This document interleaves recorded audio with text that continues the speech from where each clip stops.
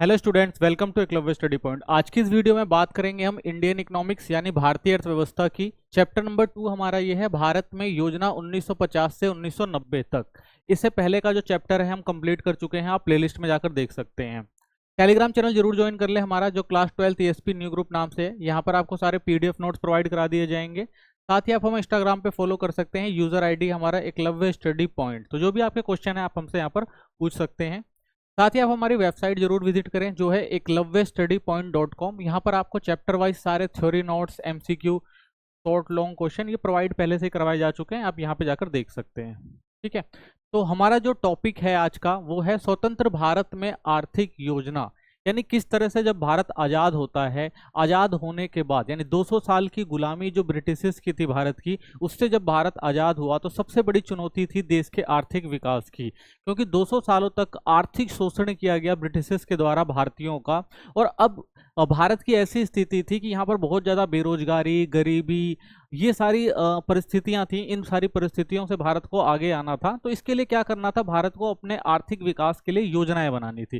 तो ये जो पूरा का पूरा चैप्टर है आपका उसी पर आधारित है कि किस तरह से भारत ने 1950 से 1990 के बीच में अपनी आर्थिक योजना बनाई और उन योजनाओं में क्या समस्याएं आई, क्यों वो योजनाएं जो थी वो फेल रही। तो इन सब चीज पे हम डिस्कशन करेंगे इसमें। तो सबसे पहले समझते हैं हम कि आर्थिक योजना क्या होती है, या कह सकते हैं नियोजन क्या होता है। तो पहले इसे समझ लेते हैं। आर्थिक योजना एक ऐसी प्रक्रिया है जिसमें सरकार यह तय करती है कि देश को आगे कैसे बढ़ाना है, किन किन क्षेत्रों में काम करना है, जैसे शिक्षा हो गया, स्वास्थ्य हो गया, उद्योग हो गया, और कितने समय में क्या क्या हासिल करना है। इसके लिए यह नियम और योजनाएं बनाती है ताकि देश का विकास सही दिशा में हो सके। यानी देखा जाए तो आर्थिक नियोजन का अर्थ ये है कि देश के आर्थिक विकास के लिए किन किन क्षेत्रों में काम करना है, उनके लिए क्या करा जाता है, नियम और योजनाएं बनाई जाती हैं, और उनको कैसे लागू कराया जाए और किस तरह से उस पर अमल करके आर्थिक विकास हासिल किया जाए। तो ये सारी चीजें आपको आर्थिक योजना या नियोजन में देखने को मिलता है। योजना के प्रकार, तो योजना कितने प्रकार से बनाई जा सकती है आर्थिक योजनाएं। तो देखिए, आर्थिक योजना का अगर देखें तो उस समय जब भारत जिन परिस्थितियों में आजाद हुआ था या पूरे विश्व की बात करें तो उस समय जो आर्थिक मॉडल कौन से चलते थे, तो उन्हीं आर्थिक मॉडलों के आधार पर भारत को भी अपनी योजनाएं जो थी वो बनानी थी। तो उस समय एक था निर्देशात्मक योजना, ठीक है ना। इसको प्लान करके आर्थिक विकास को हासिल किया जा सकता था। तो इस योजना में क्या होता है, सरकार सिर्फ दिशा देती है कि मांग और आपूर्ति कैसे संतुलन में रहे। यानी इसमें क्या होती है, गवर्नमेंट जो होती है वो क्या करती है, एक मार्गदर्शन का काम करती है, और पूरा डिपेंड करता है कि भाई किस तरह से मार्केट जो है वो काम कर रही है, मांग कितनी है, पूर्ति क्या है। तो उसके हिसाब से जो है पूरी अर्थव्यवस्था को संतुलन में लाया जाता है। तो सरकार खुद ही सीधे आर्थिक गतिविधियों में हिस्सा नहीं लेती है, यानी गवर्नमेंट इसमें इंटरफेयर नहीं करेगी आर्थिक जो भी गतिविधियां हो रही हैं। यह प्रणाली पूंजीवादी अर्थव्यवस्था में अपनाई जाती है। तो ये पूरी व्यवस्था जो होती थी वो पूंजीवादी अर्थव्यवस्था होती थी। इसका उद्देश्य बाजार को सही दिशा में चलाना होता था बिना ज्यादा हस्तक्षेप के। यानी अगर देखा जाए, जो निर्देशात्मक योजना ये थी कि गवर्नमेंट को क्या करना था, सिर्फ निर्देश देना था, ठीक है ना। और जिनके पास संपत्ति, जिनके पास पैसा है, वो क्या करेंगे, मार्केट में पैसा लगाएंगे और क्या करेंगे, देश का जो भी आर्थिक विकास है या देश में जो भी मांग और पूर्ति है उसको क्या करेंगे, वो पूरा करेंगे। तो गवर्नमेंट इसमें क्या करेगी, कोई हस्तक्षेप नहीं करेगी, सिर्फ क्या करेगी, निर्देश देगी। ठीक है, अगर कोई चीज गलत हो रही है तो उसको गवर्नमेंट देखेगी, बाकी कोई हस्तक्षेप नहीं करेगी कि भाई आर्थिक गतिविधियां कैसे चल रही हैं, क्या उत्पादन किया जा रहा है, कितना उत्पादन किया जा रहा है, किसके लिए उत्पादन किया जा रहा है। तो इसमें ज्यादा गवर्नमेंट जो है वो इंटरफेयर नहीं करती है। उदाहरण के तौर पर अमेरिका जैसी अर्थव्यवस्थाओं में जहां सरकार सिर्फ नियम बनाती है लेकिन उत्पादन और निवेश निजी कंपनियां करती हैं। तो अगर आप आज भी देखते हैं तो ये जो प्रणाली आपको कहां देखने को मिलेगी, अमेरिका में देखने को मिलेगी। ठीक है, यहाँ पे क्या होता है भाई, सरकार जो होती है वो सिर्फ क्या करती है, नियम बना देती है, निर्देश दे देती है, और क्या उत्पादन करना है, निवेश करना है, ये सारी जिम्मेदारी किसकी होती है, कंपनियों की होती है। तो इसे क्या कहा जाता है, निर्देशात्मक योजना कहा जाता है। यानी किसके कंट्रोल में होती है, पूरी गवर्नमेंट के कंट्रोल में होती है। वही जो दूसरी योजना है का तरीका था वो था समग्र योजना का। ठीक है, कॉम्प्रिहेंसिव प्लानिंग कहा जाता है जिसे। इस योजना में सरकार खुद विकास की प्रक्रिया में भाग लेती है। ठीक है, तो इसमें क्या होगा, गवर्नमेंट क्या होगी, खुद विकास की जो भी प्रक्रिया है गवर्नमेंट जो होगी क्या होगी, उसके अंदर भाग लेती है। सरकार लक्ष्य तय करती है, नीतियां बनाती है और उन्हें लागू भी करती है। ठीक है, तो इसमें गवर्नमेंट क्या करेगी भाई, एक लक्ष्य तय करेगी कि किस तरह से आर्थिक विकास करना है, कैसी नीतियां बनानी है और उन्हें कैसे लागू करना है। तो ये सारा कौन कंट्रोल करता है, वो उस देश की सरकार या उस देश की गवर्नमेंट जो है वो कंट्रोल करती है।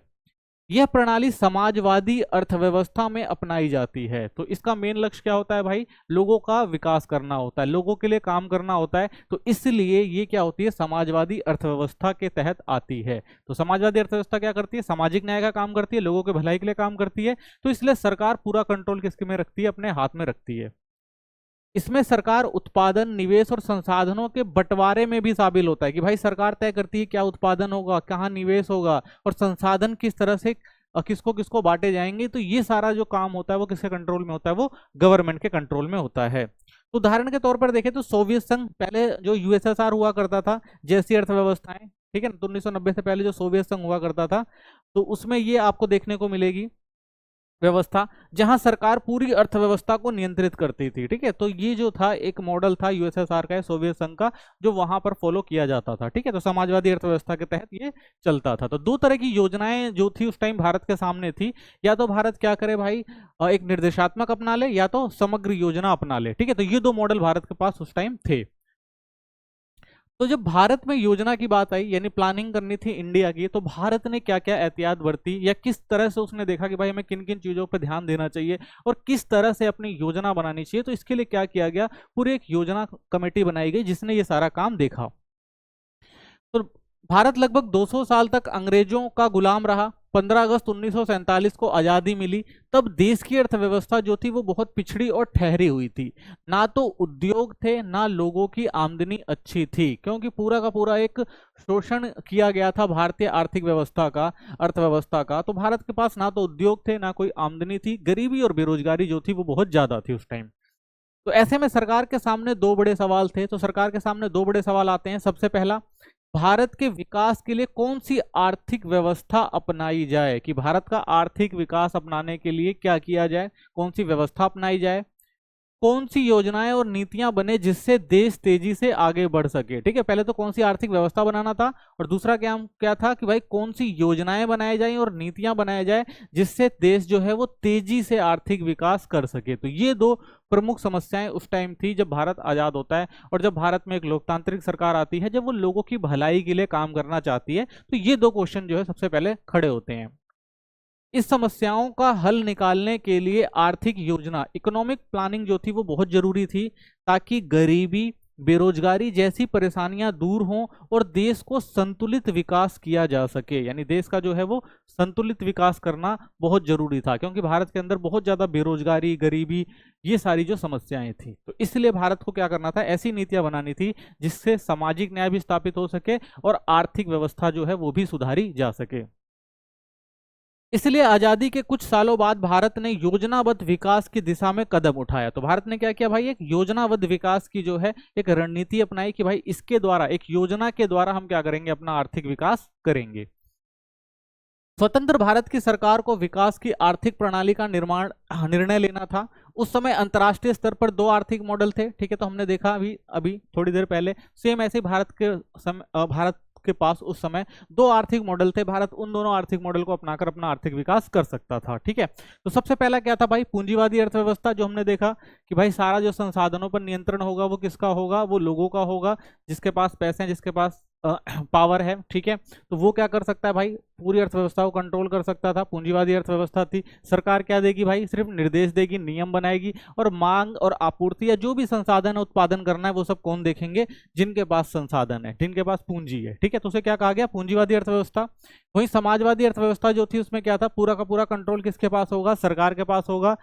सरकार ही नीतियां बनाएगी, संसाधनों पर कंट्रोल करेगी, किसको क्या देना है ये सब तय करेगी। ठीक है, तो भारत ने क्या किया, भारत ने भाई एक तीसरी अर्थव्यवस्था अपनाई। तो भारत ने इन दोनों से मिली जुली तीसरी एक प्रणाली अपनाई कि भाई हमारा जो देश में बहुत सारी समस्याएं हैं और उन समस्याओं को हल जो है इन दोनों ही तरीकों से किया जा सकता है। ठीक है, तो इसलिए भारत ने तीसरी योजना अपनाई, मिश्रित अर्थव्यवस्था, यानी इन दोनों का जो था मिला जुला जो एक मॉडल अपनाया, जिसे क्या कहा गया, मिश्रित अर्थव्यवस्था कहा गया। ठीक है ना, तो भारत ने ये रणनीति अपनाई अपने आर्थिक विकास के लिए। तो अर्थव्यवस्था के प्रकार ठीक है। तो ऐसे ही देखिए अर्थव्यवस्था के प्रकार हमने देखा कि भाई अगर किसी भी देश का आर्थिक विकास करना है तो दो मॉडल हैं, तो इसलिए कह सकते हैं भाई अर्थव्यवस्था के दो मॉडल होते हैं, उनको समझ लेते हैं क्या थे। तो अर्थव्यवस्था के दो मॉडल थे उस टाइम। सबसे पहले पूंजीवादी अर्थव्यवस्था थी, और ये क्या होती है, जिसमें उत्पादन के साधनों का स्वामित्व, नियंत्रण और संचालन निजी क्षेत्रों द्वारा किया जाता है। यानी जो भी संसाधन है उसका स्वामित्व किसके पास होगा, वो भी किसके पास होगा, जिसके पास पैसे हैं। नियंत्रण और संचालन सब कौन करेंगे, निजी क्षेत्र करेंगे। उत्पादन मुख्य रूप से लाभ कमाने के लिए, यानी जो भी उत्पादन किया जाएगा वो सामाजिक न्याय करने के लिए नहीं होगा, वो क्या होगा, अपना भाई लाभ करना, कंपनी को लाभ पहुंचाने के लिए किया जाता है, के लिए किया जाता है। तो उदाहरण के तौर पर देखें, आज भी हम देख सकते हैं अमेरिका और ब्रिटेन में जो है आपको पूंजीवादी अर्थव्यवस्था देखने को मिलती है।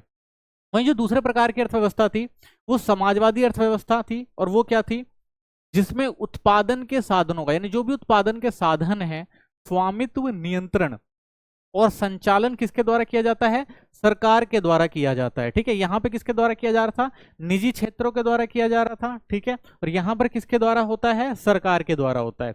इनका उद्देश्य क्या होता है, सामाजिक कल्याण, कि भाई सामाजिक कल्याण के लिए काम किए जाएंगे, यानी जो भी उत्पादन होगा वो समाज कल्याण के लिए किया जाएगा। पुराना सोवियत संघ और जो चीन जो था पहले कुछ दशकों तक जो था इसी रणनीति को फॉलो करता था। ठीक है, तो ये दो तरह की क्या थी उस समय हमारे पास अर्थव्यवस्था के जो प्रकार देखने को मिलते हैं। ठीक है, तो इसमें हमने क्या देखा, इसमें हमने देखा भाई कि जो भी संसाधनों का और स्वामित्व और नियंत्रण जो था वो निजी क्षेत्रों के पास था। मकसद क्या होता था, लाभ कमाना। उदाहरण के तौर पर अमेरिका और ब्रिटेन देखिए। वहीं इसमें क्या था, जो भी स्वामित्व, नियंत्रण और संचालन होता था वो कौन करती थी, सरकार करती थी। ठीक है, और इसका मकसद क्या था, लोगों को सामाजिक कल्याण करना था। ठीक है, तो ये व्यवस्था कहाँ चलती थी पहले, अगर आप देखें तो पुराना जो सोवियत संघ था या चीन कुछ दशकों तक इस रणनीति को फॉलो कर रहा था। ठीक है, तीसरी जो अर्थव्यवस्था आई जो भारत ने अपनाई उसे क्या कहा गया भाई, मिश्रित अर्थव्यवस्था। और इसमें क्या था, ये मिश्रित आर्थिक प्रणाली से तात्पर्य ऐसी प्रणाली से है जिसमें अर्थव्यवस्था की केंद्रीय समस्याओं को हल करने के लिए सार्वजनिक क्षेत्र और निजी क्षेत्र को उनकी संबंधित भूमिकाएं आवंटित की जाती हैं। तो इसके अंदर क्या होता है भाई कि जो भी समस्याएं हैं, यानी एक अर्थव्यवस्था की तीन समस्याएं होती हैं भाई, क्या उत्पादन करना है, किसके लिए उत्पादन करना है और कैसे उत्पादन करना है। तो ये सारी जो चीजें थी वो देखा गया भाई कि कौन सी चीज किसके कंट्रोल में रहेगी तो ज्यादा बेहतर से काम करेगी। तो भारत ने क्या किया, वही चीज करी कि भाई जो भी संसाधन है वो क्या करे जाएंगे, सार्वजनिक और निजी क्षेत्र दोनों में जो है वो बांट दिए जाएंगे। ठीक है, यानी एक तरह से कहें तो इन दोनों को क्या करके मिला के एक नई अर्थव्यवस्था बनाई गई जिसे मिश्रित अर्थव्यवस्था कहा गया। ठीक है, तो आज भी बहुत सारे देश जो इसे फॉलो करते हैं, जैसे भारत हो गया, फ्रांस हो गया, ब्राजील, तो इन देशों ने क्या किया भाई, ये मिश्रित अर्थव्यवस्था अपनाई है। ठीक है, तो समझ में आ गया होगा आपको ये। ठीक है, नेक्स्ट टॉपिक देखते हैं। अगला टॉपिक है भारत की आर्थिक विकास की नीति। अब भारत को जब अपना आर्थिक विकास करना था तो भारत ने किस तरह से नीतियों को अपनाया और आगे बढ़ाया। तो भारत ने क्यों अपनाई मिश्रित अर्थव्यवस्था, ये समझना भी जरूरी है कि भाई दो अच्छे खासे मॉडल चल रहे थे और अच्छे चीजें थी उनके अंदर, लेकिन भारत ने क्यों कहा कि भाई नहीं, हम इन दोनों को ना अपनाकर इन दोनों को मिली जुली, यानी इन दोनों से जो मिलती जुलती अर्थव्यवस्था है उसको अपनाएंगे। तो किस लिए भारत ने प्राइवेट और गवर्नमेंट सेक्टर दोनों को मिला के एक मिश्रित अर्थव्यवस्था का निर्माण किया, ये समझते हैं। तो देखिए, भारत लोकतांत्रिक देश है जहां लोगों को निजी संपत्ति रखने का भी अधिकार है। तो भारत में भाई अगर लोगों को निजी संपत्ति रखने का अधिकार है तो अगर हम क्या करते, समाजवादी अर्थव्यवस्था ले आते हैं तो वो सारा कंट्रोल किसके पास चला जाएगा, गवर्नमेंट के पास चला जाएगा। तो एक लोकतांत्रिक देश होने का फायदा क्या है। ठीक है, तो ये समस्या आ सकती थी। सरकार पूरी तरह से निजी व्यापार को खत्म नहीं कर सकती थी। ठीक है, क्योंकि भाई निजी व्यापार को भी खत्म नहीं किया जा सकता। ठीक है, समाजवादी में अगर व्यवस्था अपनाते तो यही करना पड़ेगा भाई, पूरी की पूरी जो निजी जो भी व्यापार है उसको खत्म करके सब कौन करेगा, गवर्नमेंट अपने कंट्रोल में लेगी। तो ये समस्या थी, इसलिए भारत ने मिश्रित अर्थव्यवस्था अपनाई जिसमें सरकार और निजी क्षेत्र दोनों साथ मिलकर काम करते हैं। तो इसलिए भारत ने क्या किया भाई, मिश्रित अर्थव्यवस्था बनाई कि भाई दोनों क्षेत्र जो है वो मिलकर काम करेंगे। भारतीय मिश्रित अर्थव्यवस्था की क्या विशेषता रहे, तो भारत ने जो मिश्रित अर्थव्यवस्था अपनाई उसकी विशेषताएं क्या रही ये समझते हैं। तो देखिए, सरकारी क्षेत्र, रेल, बिजली, भारी उद्योग जैसे बड़े काम सरकार करेगी ताकि जनता की भलाई हो। तो गवर्नमेंट ने क्या कहा भाई कि जो भी बड़े काम हैं, ठीक है ना, जो भी बड़ी इंडस्ट्रीज हैं वो सारा कौन कंट्रोल करेगा, वो गवर्नमेंट करेगी ताकि भाई जनता की इससे भलाई हो सके। पहला काम ये था। दूसरा, निजी क्षेत्र जो थे उनका काम क्या था भाई, छोटे उद्योग, व्यापार और सेवाएं निजी लोग चलाएं जिससे मुनाफा और रोजगार दोनों बढ़ सके। ठीक है, तो बड़ी चीजें जो गवर्नमेंट ने अपने कंट्रोल में रखी ताकि सबको उसका फायदा हो सके, और जो छोटी क्षेत्र थे, चाहे वो व्यापार हो गया या सेवाएं हो गई, ये कहा भाई आप निजी लोग चलाएंगे, तो इससे फायदा क्या होगा, तो इससे क्या होगा भाई, लोगों को मुनाफा भी होगा और प्लस में रोजगार भी बढ़ेगा। ठीक है, तो इसलिए ये कदम उठाया गया। लोकतंत्र और निजी संपत्ति को जगह दी गई, लोग अपनी संपत्ति रख सकते थे और खुलकर व्यापार कर सकते थे। तो इससे फायदा क्या हुआ भाई, जो हमारा लोकतंत्र है वो भी अच्छे से चल सके, यानी लोग अपनी संपत्ति भी रख सकते थे। ठीक है, सामाजिक न्याय भी हो सकता था, लोग व्यापार भी कर सकते थे। तो इससे क्या होगा, गवर्नमेंट को भी फायदा हुआ और लोगों को भी फायदा हुआ, ऐसा कहा जा सकता है इस मिश्रित अर्थव्यवस्था से। भारत में योजना का कार्यान्वयन, यानी जो भारत में योजना बनाई गई उसको कैसे लागू किया गया, यानी भारत में क्या किया गया भाई, प्लानिंग कमीशन बनाया गया, और उसका काम क्या था, भारत में ऐसी योजना बनाए जिससे भारत क्या कर सके, अपना आर्थिक विकास कर सके। ठीक है, तो आर्थिक नियोजन पहले समझते हैं, हमने देखा भी था, एक बार दोबारा देख लेते हैं आर्थिक नियोजन का क्या अर्थ होता है। तो देश की अर्थव्यवस्था से जुड़े जो प्रमुख निर्णय होते हैं, कैसे और किसके लिए उत्पादन करना है, ठीक है ना, क्या कैसे और किसके लिए जो उत्पादन करना है, एक निश्चित संस्था द्वारा सोच समझकर लिया जाना था। तो गवर्नमेंट ने क्या किया भाई, वहां हमने देखा जो समाजवादी व्यवस्था थी या पूंजीवादी व्यवस्था थी, उसके अंदर क्या होता था भाई, निर्णय कौन लेगा। तो अगर पूंजीवादी अर्थव्यवस्था है तो वहां पे बाजार निर्णय लेता है, मांग और आपूर्ति निर्णय लेती है भाई कि क्या उत्पादन होगा, ठीक है ना, कैसे उत्पादन होगा, किसके लिए होगा। वहीं जब हम समाजवादी अर्थव्यवस्था की बात करते हैं तो वहां पे ये निर्णय लिया जाता था, ये पूरा का पूरा निर्णय कौन लेगा, ये सरकार के द्वारा लिया जाता था। ठीक है, लेकिन वहीं भारत में जब ये बात आती है मिश्रित अर्थव्यवस्था, तो निर्णय कौन लेगा, तो इसलिए इस निर्णय के लिए क्या बनाया गया भाई, एक संस्था बनाई गई, एक संस्था बनाई गई, और ये तीनों निर्णय कौन लेगा, वो संस्था लेगी। ठीक है, यह निर्णय देश की आर्थिक स्थिति के अध्ययन के आधार पर लिए जाते हैं ताकि संतुलित और तेज विकास किया जा सके। ठीक है, तो निर्णय इस तरह से लिए गए ताकि भारत का जो है एक संतुलित जो है विकास हो सके, ठीक है, और तेजी से विकास हो सके, और जो भी ये संस्थाएं वो क्या कर सके, जो भी भारत की आर्थिक नीतियां हैं, ठीक है ना, बना रहा है, वो पहले भारत की आर्थिक स्थिति को देखिए, अच्छे से अध्ययन करे, किन जगहों पर जरूरत है, उसके आधार पर जो है निर्णय लिया जाए। ठीक है, उदाहरण के तौर पर पहले ये कार्य भारत में योजना आयोग करता था। तो अगर बात करें तो पहले ये काम जो था योजना आयोग करता था भारत के अंदर। जब 1950 में देखा गया कि भाई भारत के आर्थिक विकास करना है, तो उस समय योजना आयोग बनाया गया था, उसको उसके पास ये सारे निर्णय थे। ठीक है,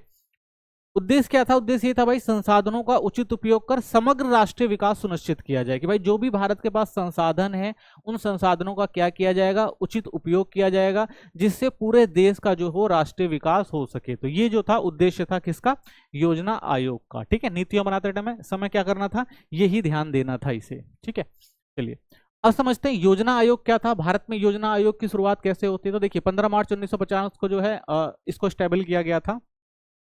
तो भारत सरकार ने 1950 में योजना आयोग की स्थापना की, जिसके अध्यक्ष जो थे वो प्रधानमंत्री थे, यानी उस टाइम जो थे पंडित जवाहरलाल नेहरू इसके अध्यक्ष थे। ठीक है, योजना की अवधि क्या होती थी, तो भाई जो योजना बनाई जाती थी उसे 5 वर्ष दिए जाते थे, जिसे क्या कहा गया, पंचवर्षीय योजनाएं कहा गया।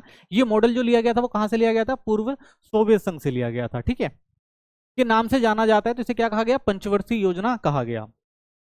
फरवरी 2015 में योजना आयोग की जगह अब नीति आयोग ने ले ली है। ठीक है, तो 2015 से क्या हुआ, योजना आयोग को जो बदल दिया गया है, ट्रांसफॉर्म कर दिया गया है, और उसे क्या बना दिया गया है, वो नीति आयोग है। वो सारे काम जो कौन करता है, जो पहले योजना आयोग करता था वो नीति आयोग करता है। ठीक है, तो पंचवर्षीय योजना समझते हैं कि जो योजना आयोग द्वारा नीतियां बनाई गई 5 साल के लिए, कि भाई किस तरह से देश का आर्थिक विकास होगा, उसको समझते हैं। तो मोच गुंडम विश्वेश्वरैया को भारत में योजना की शुरुआत करने वाला व्यक्ति माना जाता है। उन्होंने ही सबसे पहले भारत में योजनाबद्ध विकास का विचार रखा, इसलिए उन्हें भारत की योजना का जनक भी कहा जाता है। ठीक है, तो विश्वेश्वरैया जो थे उन्होंने सबसे पहले भारत के अंदर कहा कि भाई कि भारत को अगर विकास करना है तो योजना बनानी पड़ेगी और योजनाबद्ध विकास करना पड़ेगा। ठीक है, तो उन्होंने ये रणनीति सुझाई थी, तो इसीलिए भारत के अंदर जो योजना का जनक है वो इन्हें कहा जाता है। ठीक है, तो इसको आगे किसने बढ़ाया, इसको आगे बढ़ाया प्रशांत चंद्र महालनोबिस। ठीक है, इन्होंने आगे बढ़ाया इसको।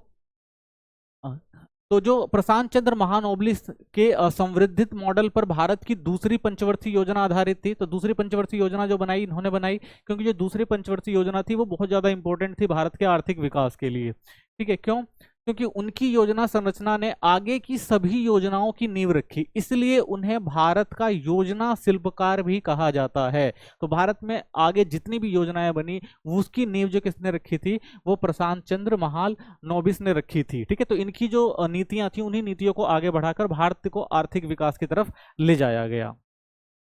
तो 1950 में योजना आयोग बना, जिसका काम पंचवर्षीय योजनाएं बनाना था, संसाधनों को बंटवारा करना और योजनाओं को संसद से मंजूरी दिलाकर लागू करवाना था।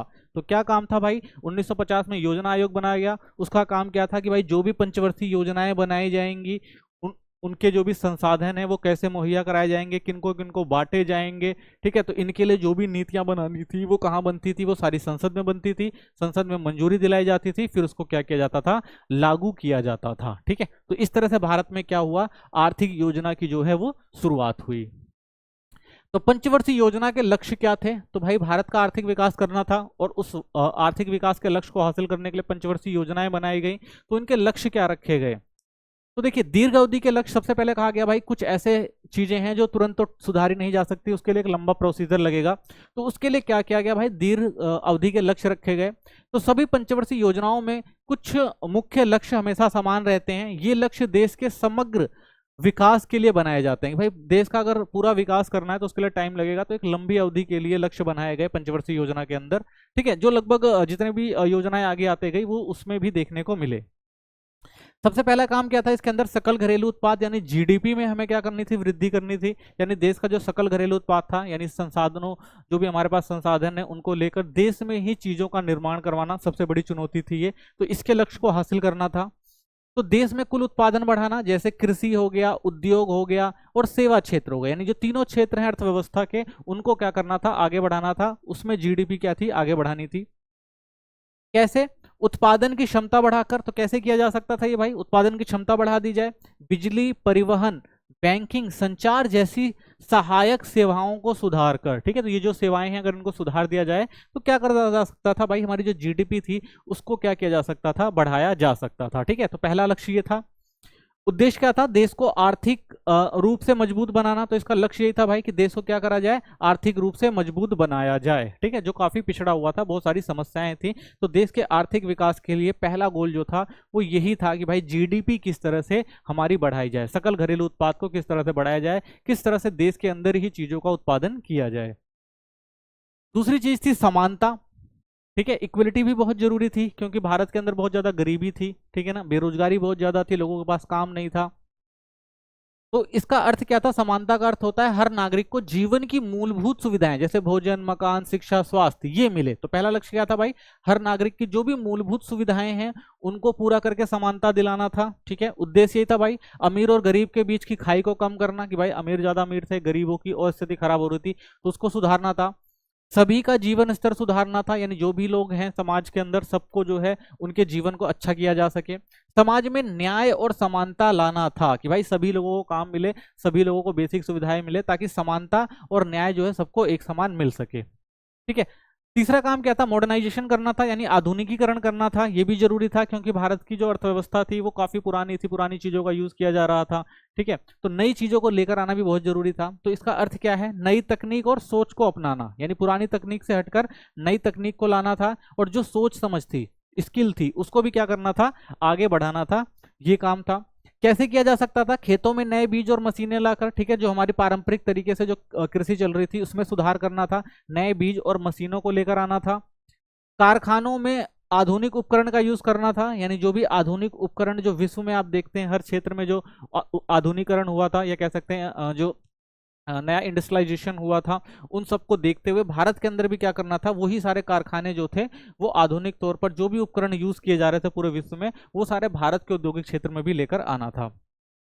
समाज में नई सोच, जैसे महिलाओं को बराबरी के अधिकार देना। ठीक है, तो समाज की जो सोच थी वो भी बदलना था कि भाई महिलाओं को सिर्फ घर के काम में रखा जाता था, उनको समानता नहीं दी जाती थी। ठीक है ना, उनको शिक्षा से दूर रखा जाता था। ये सारी जो सोच थी उनको भी क्या करना था, बदलना था। ठीक है, आत्मनिर्भरता बहुत जरूरी थी उस टाइम। ठीक है, तो आत्मनिर्भर बनाना भी एक लक्ष्य था।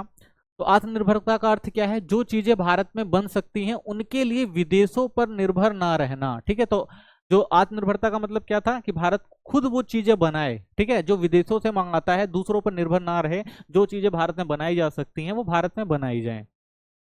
कैसे हो सकता था ये? विदेशी सामान, तकनीक और पैसे पर कम निर्भर होना। तो कैसे भाई? विदेशी सामान जो आ रहा है उस पर निर्भर ना हो, नई तकनीक विकसित कर ली जाए खुद की, ठीक है, और पैसे पर भी जो कम निर्भर रह जाए कि भाई हमारे पास पैसा है तो हम क्या करें, बाहर से सारा सामान मंगा लें। तो इन सब चीजों को कम करना था। देश की जरूरतें खुद पूरी करनी थी कि भाई देश के अंदर लोगों की जो जरूरतें हैं हम क्या करें, खुद से उसका उत्पादन करें, ये चीज जरूरी थी। विदेशी दबाव से बचना था कि भाई क्योंकि अगर हम कोई भी सामान बाहर से मंगा रहे हैं तो जो विदेशी लोग होते हैं वो क्या करते हैं, हमारी अर्थव्यवस्था पर दबाव डालते हैं कि भाई वो अपने हिसाब से चीजों को तय करते हैं, ठीक है ना, अपनी करेंसी को तय करते हैं, जिससे जो हमारे देश का जो है जो आर्थिक स्थिति होती है वो खराब होती है और वो जो होते हैं मुनाफा कमा ले जाते हैं, ठीक है। तो इन सब चीजों से भी क्या था, बचना था। अगर हम सारी चीजें खुद बना लेंगे तो हम किसी के ऊपर निर्भर नहीं रहेंगे, किसी और देश के ऊपर निर्भर नहीं रहेंगे, तो कोई भी देश हमारे ऊपर अपने हिसाब से दबाव नहीं डाल सकता कि हमें क्या करना है क्या नहीं करना है, ठीक है। पूर्ण रोजगार की समस्या, इसको भी दूर करना था इसके अंदर। तो पूर्ण रोजगार का मतलब क्या होता है भाई? सभी को काम मिले जिससे वे सम्मानजनक जीवन जी सके। तो पूर्ण रोजगार का मतलब ये है भाई कि सभी को काम क्या मिले भाई? काम मिले और सम्मानजनक जो है वो जीवन मिले। उद्देश्य क्या होता है इसके अंदर? ज्यादा से ज्यादा लोगों को रोजगार देना। तो भाई मेन उद्देश्य यही था कि लोगों को ज्यादा से ज्यादा रोजगार दिया जाएगा। सभी वर्गों को विकास की प्रक्रिया में शामिल किया जाएगा। तो भाई जो भी सभी वर्ग यानी जो भी वर्ग के लोग हैं जिनको काम की जरूरत है, चाहे वो निम्न वर्ग हो, उनको भी क्या मिले, काम मिले। तो इस चीज की प्रक्रिया में सबको शामिल किया जाएगा। तो ये सब शर्त चीजें रखी गई। विकास के फायदे सभी तक पहुंचाए जाएं कि भाई जो विकास का फायदा है ऐसा नहीं सिर्फ अमीरों को मिले, गरीबों को भी मिले, ठीक है, सभी को मिले विकास का फायदा। तो ये जो लक्ष्य थे कुछ जो उस टाइम रखे गए थे, जो योजनाएं बनाई गई थी, जो योजना आयोग बनाया गया था, उसके अंदर क्या थे, कुछ ये लक्ष्य थे, दीर्घकालीन लक्ष्य थे भाई, कि इनको पूरा करना जरूरी है, ठीक है। आइए अब नेक्स्ट टॉपिक देखते हैं। अगला जो हमारा टॉपिक है वो है पंचवर्षीय योजनाओं के अल्पकालिक लक्ष्य, ठीक है। तो अल्पकालिक लक्ष्य क्या थे? तो अल्पकालिक लक्ष्य वे होते हैं जिन्हें निकट भविष्य में हासिल करना होता है, यानी हर योजना के दौरान कुछ खास उद्देश्य निर्धारित किए जाते हैं जिन्हें 5 साल के अंदर पूरा किया जाता है। तो हमने ये देखे थे भाई इससे पहले कि दीर्घकालीन लक्ष्य होते थे, उनका मकसद यही था कि भाई देश का आर्थिक विकास कैसे स्थिर किया जाए और कैसे तेजी से जो है वो आर्थिक विकास किया जाए। तो ये जो होते थे दीर्घकालीन लक्ष्य थे। तो जितने भी पंचवर्षीय योजनाएं बनाई गई उन सब में उसको शामिल किया गया, ठीक है। लेकिन कुछ जो थे वो अल्पकालीन लक्ष्य थे जिन्हें 5 साल के अंदर ही पूरा करना होता था, क्योंकि ये देश के आर्थिक विकास के लिए बहुत जरूरी थे, ठीक है। तो योजनावर जो अल्पकालीन लक्ष्य थे उनको समझते हैं। तो जो पहली जो प्रथम योजना थी पंचवर्षीय योजना जो 1951 से 56 तक चली, उसमें क्या उद्देश्य रखा गया था कि भाई कृषि उत्पादन में क्या करना था, स्थिरता लाना था और उससे तेज गति से क्या करना था, आगे बढ़ाना था, ठीक है। तो उस समय क्या समस्या थी? उस समय जो सबसे बड़ी समस्या थी वो थी सिंचाई की समस्या, इसको दूर करना था। और एक समस्या थी हमारे यहाँ पर जो खाद्यान्न था वो कम मात्रा में होता था, तो खाद्यान्न की जो फसलें हैं उनके उत्पादन में वृद्धि करना था। तो ये लक्ष्य जो था प्रथम योजना का था। दूसरी जो योजना आती है वो आती है 1956 से 61। इसमें क्या था भाई? कृषि उत्पादन में वृद्धि और भारी उद्योगों की स्थापना करना था। तो इसका मेन लक्ष्य क्या था भाई? कि कृषि में जो उत्पादन है उसमें क्या करा जाएगा, वृद्धि लाई जाएगी और जो भारी उद्योग हैं उनकी भी क्या करी जाएगी, स्थापना करी जाएगी। तो इसे नेहरू मॉडल भी कहते हैं। तीसरी जो योजना थी वो 1961 से 1966 तक थी। इसका उद्देश्य क्या था? औद्योगिक विकास को बढ़ावा देना और कृषि क्षेत्र में भी सुधार करना था। तो क्या मकसद था मेन भाई? कि इसमें क्या किया जाएगा, उद्योगों का तेजी से विकास किया जाएगा और जो भी हमारे कृषि क्षेत्र हैं उसमें जो भी कमियां हैं उनमें क्या किया जाएगा, सुधार किया जाएगा, ठीक है। उसके बाद जो चौथी योजना थी उसके अंदर उद्देश्य था कि भाई जो भी खाद्यान्नों में आत्मनिर्भरता है उसका प्रयास किया जाएगा, यानी हमें किसी खाद्यान्न जो था उस समय जो फसलें होती थी, जो गेहूं वगैरह होता था वो बाहर विदेशों से मंगाना पड़ता था। तो इसमें ये लक्ष्य रखा गया था कि भाई ये सारी चीजें जो हम अपने देश के अंदर ही बनाएंगे, ठीक है ना, और उत्पादन करेंगे, नई किस्म की बीजों का इस्तेमाल करेंगे, ताकि क्या हो कि हम आत्मनिर्भर हो सके, हमें किसी दूसरे देश पर डिपेंड ना रहना पड़े खाद्यान्न फसलों के लिए, ठीक है। तो इसमें मेन ये जो मकसद था इस योजना का। तो इसमें हरित क्रांति का प्रभाव भी आप देखेंगे। पंचम योजना जो थी 1974 से 79 तक थी। तो उद्देश्य क्या था? मूल्य स्थिरता बनाए रखना और जनशक्ति का पूरा उपयोग करना, ठीक है। इसमें रोजगार, गरीबी हटाओ योजना, इन सब चीजों को क्या किया गया था, शामिल किया गया था, ठीक है। उसके बाद आता है जो षष्ठम योजना थी 1980 से 1985 तक। इसका उद्देश्य क्या था? गरीबी उन्मूलन और उत्पादन में सुधार लाना था, ठीक है। तो उस उद्देश्य का क्या लक्ष्य था कि भाई देश के अंदर जो गरीबी है उसको कम करना था और जो उत्पादकता थी उसको क्या करना था, उसमें सुधार लेकर आना था, ठीक है। तो इसमें एकीकृत ग्रामीण विकास कार्यक्रम चलाए जैसी योजनाओं पर काम किया गया भाई, ताकि जो ग्रामीण क्षेत्र है उनका क्या किया जा सके, विकास किया जा सके। ठीक है, ये लक्ष्य रखा गया था। फिर जो सप्तम योजना थी 1985 से 90 तक, इसका उद्देश्य था रोजगार के अधिक अवसर सृजित करना और खाद्य सुरक्षा और सामाजिक सेवाओं में जो है वो विस्तार करना था। तो इसका लक्ष्य क्या था भाई, कि क्या किया जाएगा भाई, रोजगार को ज्यादा बढ़ाया जाएगा। ठीक है, खाद्य सुरक्षा दी जाएगी लोगों को। ठीक है, लोगों को खाने संबंधित जो समस्या उसको दूर करना था, और सामाजिक सेवाओं में विस्तार करना था, जो भी सामाजिक सेवाएं हैं उनको क्या किया जाए और ज्यादा विस्तारित किया जा सके। ठीक है, अष्टम योजना जो 1992-97 तक चली, इसमें क्या था भाई, पूर्ण रोजगार, शिक्षा का सार्वभौमिकरण भाई, कि सबको शिक्षा दी जाए, ये लक्ष्य था इसका। आर्थिक उदारीकरण की नीति अपनाना, ये इसका लक्ष्य था। ठीक है, नवम योजना जो थी उसका उद्देश्य क्या था भाई, विकास के साथ मूल्य को स्थिरता देना। ठीक है, यानी मूल्य जो है वो ज्यादा ना बढ़े किसी चीज का। पर्यावरणीय संरक्षण, यानी पर्यावरण को बचाने संबंधी काम किए गए, और गरीबी में कमी लाना। ठीक है, तो यही उद्देश्य था। उसके बाद 2002 से 2007 इसका उद्देश्य था लोगों के जीवन की गुणवत्ता में सुधार करना, कि लोगों के जीवन को कैसे सुधारा जाए, जिसमें स्वास्थ्य, शिक्षा और जो भी बुनियादी सेवाएं हैं उनका विकास करना, ये लक्ष्य था। ठीक है, उसके बाद एकादश जो 11वीं योजना थी उसका उद्देश्य क्या था, गरीबी कम करना, रोजगार का सृजन करना और पर्यावरण संरक्षण करना। ठीक है, फिर उसके बाद जो 12वीं योजना थी उसका उद्देश्य क्या था भाई, टिकाऊ और समावेशी विकास करना था। ठीक है, ताकि समाज के सभी वर्गों को लाभ मिल सके, ऐसा विकास करना जिससे सभी को फायदा हो। ठीक है ना, पर्यावरण को नुकसान ना हो, आने वाली पीढ़ी भी उन संसाधनों का यूज कर सकें, जो भाई संसाधन हम यूज कर रहे हैं वो खत्म ना हो जाए। इन सब चीजों पर ध्यान देने का जो काम था वो इस योजना के अंदर किया गया। ठीक है, तो देखिए 1991 तक नियोजन के अंतर्गत अपनाई गई आर्थिक नीतियों की क्या विशेषताएं रही। तो भाई देखिए 1991 तक जो नीतियां अपनाई गई, हमने देखा भाई 1950 से हमारी आर्थिक योजनाएं शुरू होती हैं और 1991 तक चलती हैं। 1991 के बाद नए आर्थिक सुधार किए जाते हैं, वो हम नेक्स्ट चैप्टर में देखेंगे। अब इसमें ये समझेंगे कि भाई जो 1991 तक यानी 1950 से देखा जाए और 1991 के बीच में ये योजना बनाई गई, उनका क्या फायदा हुआ। ठीक है ना, तो आर्थिक विशेषताएं क्या रही उनको समझते हैं। तो देखिए 1956 की औद्योगिक नीति संकल्प आईपीआर और सार्वजनिक क्षेत्र का विस्तार। तो सबसे पहले देखा जाए इसके अंदर जो एक सबसे बड़ा जो कदम था वो क्या था कि भाई 1956 के अंदर जो आईपीआर लाया गया, ठीक है, जिसे हम कह सकते हैं इंडस्ट्रियल पॉलिसी रेजोल्यूशन कहा जा सकता है। ठीक है ना, और हिंदी में कहें औद्योगिक नीति संकल्प। तो इसका जो है विस्तार किया गया, यानी भारत में उद्योगों का जो था वो विस्तार करना था, उद्योगों को जो है वो आगे बढ़ाना था। क्योंकि किसी भी एक देश की अर्थव्यवस्था में जो सबसे ज्यादा योगदान होता है उसका औद्योगिक क्षेत्र का होता है। कोई भी अगर आपको किसी भी अर्थव्यवस्था का विकास करना है तो उसमें औद्योगिक क्षेत्रों को जो है वो बढ़ावा देना बहुत जरूरी होता है। ठीक है, तो इसलिए भारत ने इस पे भारत के जो योजनाकार थे, जो नीतिकार थे, उन्होंने इस पे भी क्या किया, काम किया। तो 1956 की नीति के तहत 17 उद्योग जैसे रक्षा, रेलवे, इस्पात आदि केवल सार्वजनिक क्षेत्र के लिए आरक्षित किए गए, कि भाई ये जो 17 औद्योगिक क्षेत्र हैं इस पे किसका नियंत्रण होगा, सरकार का नियंत्रण होगा, ये बात कही गई। ठीक है, तो जो औद्योगिक नीति संकल्प लिए गए, औद्योगिक विस्तार के लिए जो कदम उठाए गए, उनमें सबसे पहला कदम यही था कि जो भी भारी उद्योग हैं, जो भी 17 भारी उद्योग हैं, वो सारे किसके कंट्रोल में होंगे, वो सार्वजनिक क्षेत्र यानी गवर्नमेंट के कंट्रोल में रहेंगे। 12 उद्योगों को क्या किया गया भाई, निजी क्षेत्र में के लिए सुरक्षित किया गया, कि भाई जो 12 छोटे औद्योगिक क्षेत्र हैं वो क्या कर सकती है, निजी कंपनियां क्या कर सकती हैं, उनका संचालन कर सकती हैं। ठीक है, तो इसका उद्देश्य क्या था, तो इसका उद्देश्य था भाई समाजवादी ढांचों को अपनाकर समता, समानता और समावेशी विकास सुनिश्चित करना था। तो मेन मकसद ये था भाई कि एक तरह से एक समाजवादी ढांचा था, यानी कि इससे ये भी ना हो कि भाई कि लोगों को जो है सारी चीजें ना मिल सके। ठीक है, भारी उद्योग और गवर्नमेंट अपने कंट्रोल में रखा, तो उसका मतलब क्या है, वो सामाजिक न्याय स्थापित करना चाहता था, लोगों की भलाई के लिए काम करना चाहते थे। और 12 उद्योग जो निजी किए गए, इसका मेन मकसद ये था भाई कि जिनके पास जो पैसा लगा सकते हैं, मुनाफा कमा सकते हैं, ठीक है, वो भी ये सब चीज करे जिससे व्यापार बढ़े, रोजगार बढ़े। तो ये जो नीति जो थी इसलिए अपनाई गई थी। ठीक है, तो उद्देश्य ये था भाई समाज में ढांचे को अपनाकर समानता और समावेश यानी सबको विकास का फायदा मिले, समावेशी विकास हो। तो ये रणनीति बनाई गई थी किसके थ्रू, औद्योगिक नीति संकल्प। ठीक है, जो आईपीआर 1956 ला गया था उसके तहत।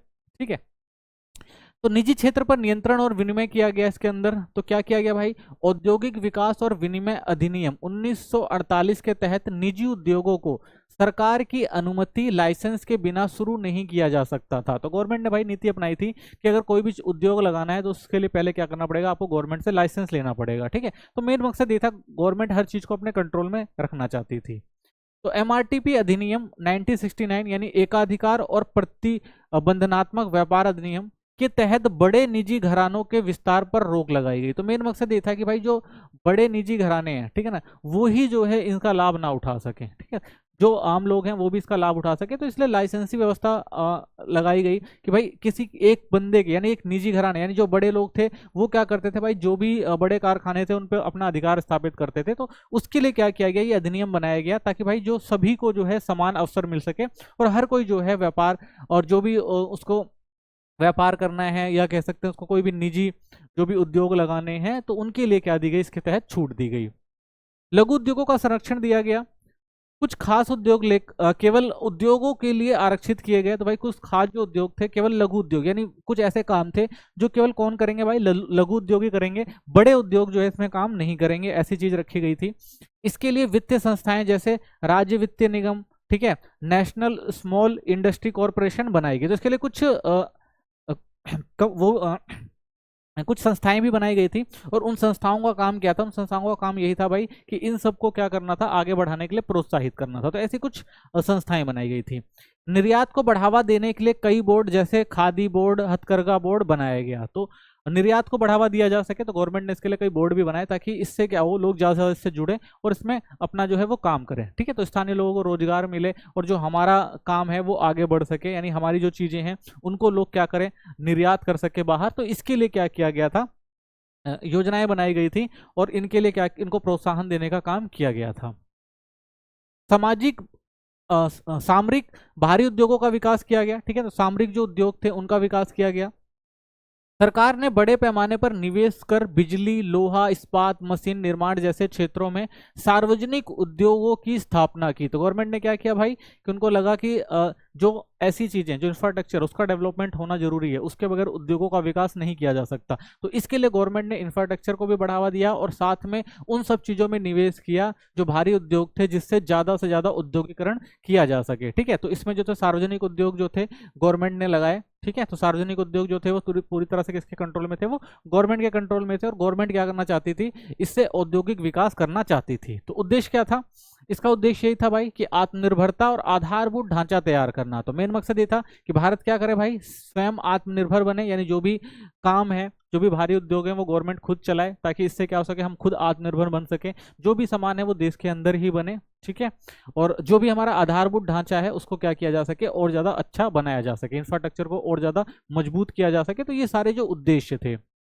बचत और निवेश को प्रोत्साहन किया गया। लोगों को बचत के लिए उच्च ब्याज दर दी गई कि भाई लोग बचत करेंगे तो ज्यादा पैसा कहाँ आएगा, बैंकों में आएगा, तो उनको ज्यादा ब्याज पर जो वो ब्याज दिए गए। सरकारी सब्सिडी और पूंजी अनुमान के माध्यम से निवेशकों को प्रोत्साहित किया गया। तो भाई सरकार ने कई चीजों में सब्सिडी दी, ठीक है ना, और पूंजी अनुदान के माध्यम से कि भाई कि अगर आपको कोई इंडस्ट्रीज या कुछ भी लगानी है या कोई भी उद्योग छोटे लगाने, तो गवर्नमेंट क्या करती थी, उसमें आपको पैसा देती थी, तो आप क्या कर सकते हैं, इसको लगा सकते हैं। तो गवर्नमेंट ने क्या किया, प्रोत्साहन दिया लोगों को ताकि लोग क्या कर सके, इन सब चीजों में काम कर सके। विदेशी प्रतिस्पर्धा से सुरक्षा करना था। आयात पर जो है भारी टैक्स लगाए गए और संख्यात्मक प्रतिबंध, ठीक है, लगाए गए ताकि देश के उद्योगों को विदेशी कंपनियों से बचाया जा सके, ठीक है। तो आयात पर प्रतिबंध लगाया गया और ये भी कहा गया भाई अगर कोई सामान बाहर से आ रहा है तो उसका एक कोटा तय किया गया, भाई इससे ज्यादा मात्रा में कोई भी सामान जो भारत में नहीं आएगा, ठीक है। तो इसका मेन मकसद यही था कि प्रतिस्पर्धा से बचाना था, यानी भारत के अंदर जो भी औद्योगिक शुरुआत हुई थी, जो भी सामान बन रहे थे, उनका कंपटीशन बाहर की वस्तुओं से ना हो, इसलिए भारत में सामान बने और भारत के लोग उसका यूज करें। तो मेन मकसद जो था यही था इसका।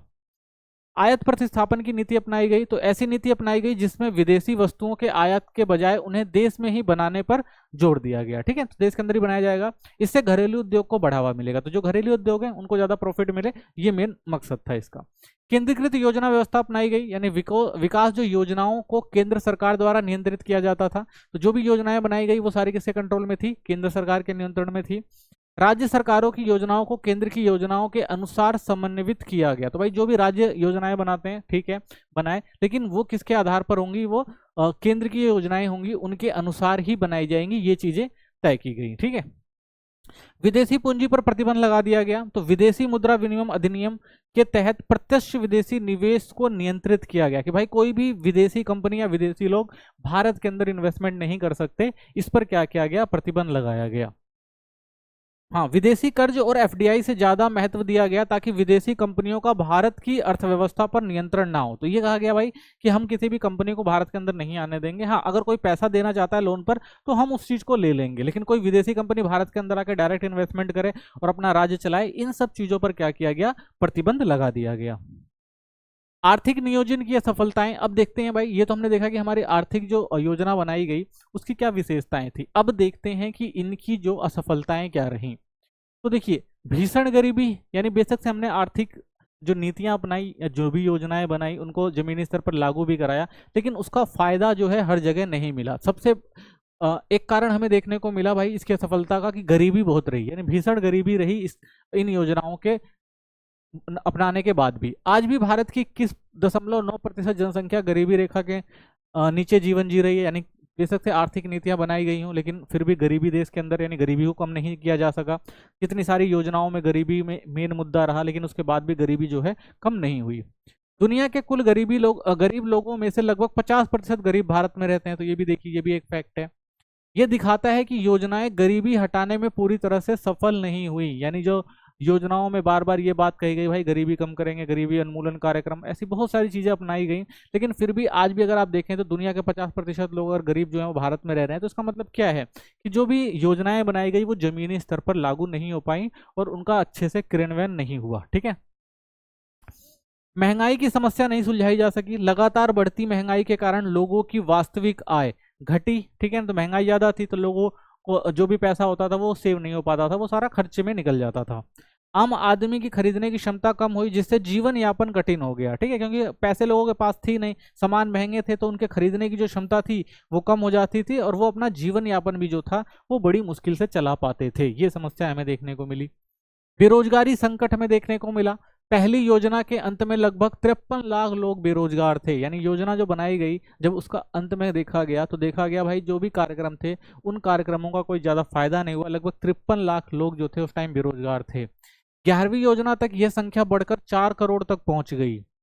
यह दर्शाता है कि योजनाएं रोजगार सृजन में विफल रही। यानी कितनी भी योजनाएं बनाई गई हो लेकिन वो रोजगार नहीं दे पाई। आज तक भी बेरोजगारी सबसे बड़ी समस्या है देश के अंदर।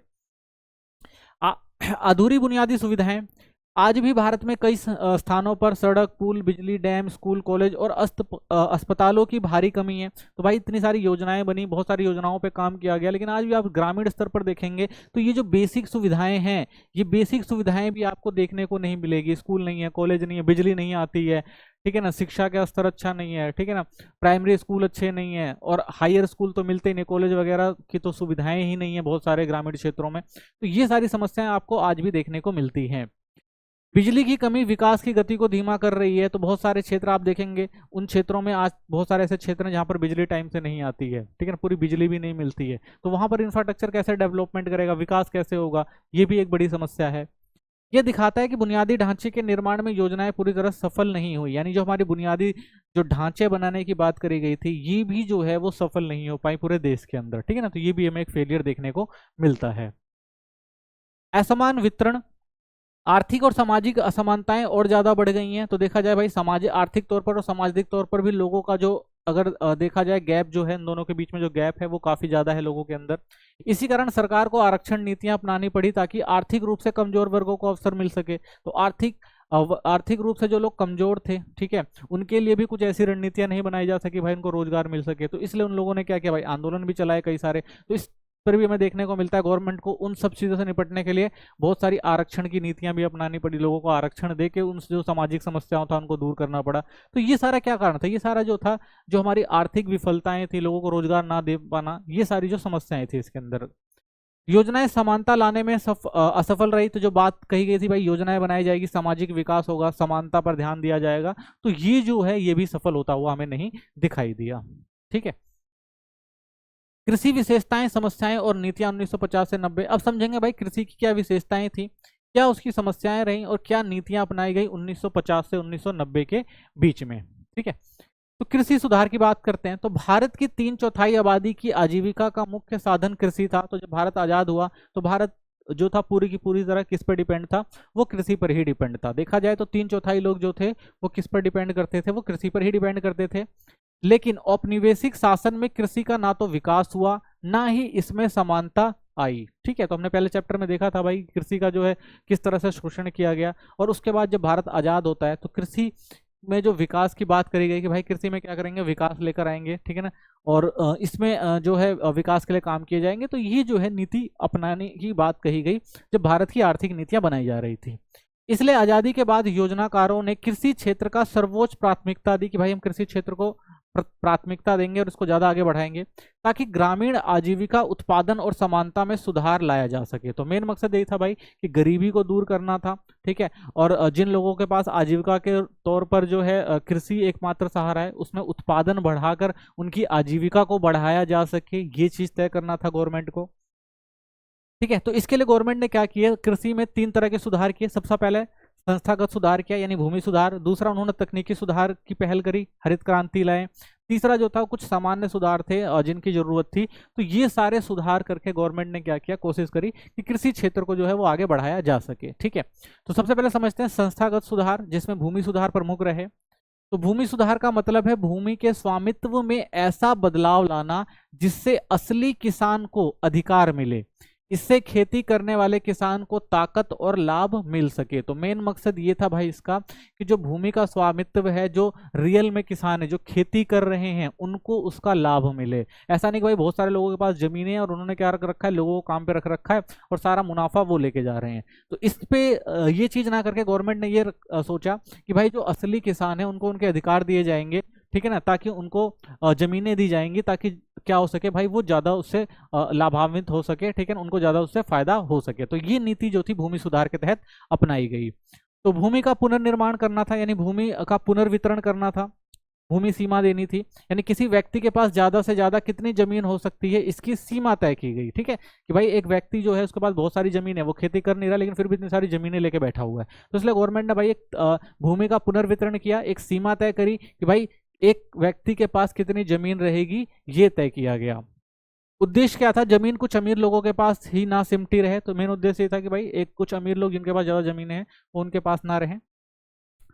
दूसरा बिचौलियों का उन्मूलन करना था। 1951 से पहले जमींदारी प्रथा खत्म की गई। पहले जमींदार असली किसानों से किराया वसूलते थे, अब किसान सीधे सरकार से जुड़ गए, जिससे शोषण खत्म हो गया। तो सबसे पहले कृषि सुधार करना था भाई, लोग जो भी किसान थे उनको कृषि युक्त भूमि आवंटित करनी थी, और उसके बाद ये तय करना था कि भाई जो भी जमीन का मालिक है, ठीक है, वो पहले क्या करता था भाई, अपने मनमाने तरीके से जो है किसानों से पैसे वसूलता था। भाई वो जमीन दे देता और कहता था कि भाई आपको इतना टैक्स हमें एक साल में जो भी आपकी फसल होगी उसके ऊपर देना होता था। तो कई बार टैक्स इतना ज्यादा होता था कि जो गरीब लोग थे भाई, जो गरीब किसान थे, वो उतना टैक्स दे नहीं पाते थे, तो इसलिए उससे क्या होता था, बहुत ज्यादा समस्या होती थी। लेकिन बाद में गवर्नमेंट ने क्या किया, इसको खत्म किया, जो बिचौलिए होते थे उनको खत्म कर दिया, बिल्कुल मीडिएटर को खत्म कर दिया, और ये कहा कि भाई अब किसान किससे जुड़े हुए हैं, डायरेक्ट किससे जुड़ जाएंगे, वो सरकार से जुड़ जाएंगे, और जो भी उनको टैक्स देना है वो डायरेक्ट गवर्नमेंट को देंगे, कोई बिचौलिया नहीं रहेगा। ठीक है, तो इसका उन्मूलन किया गया।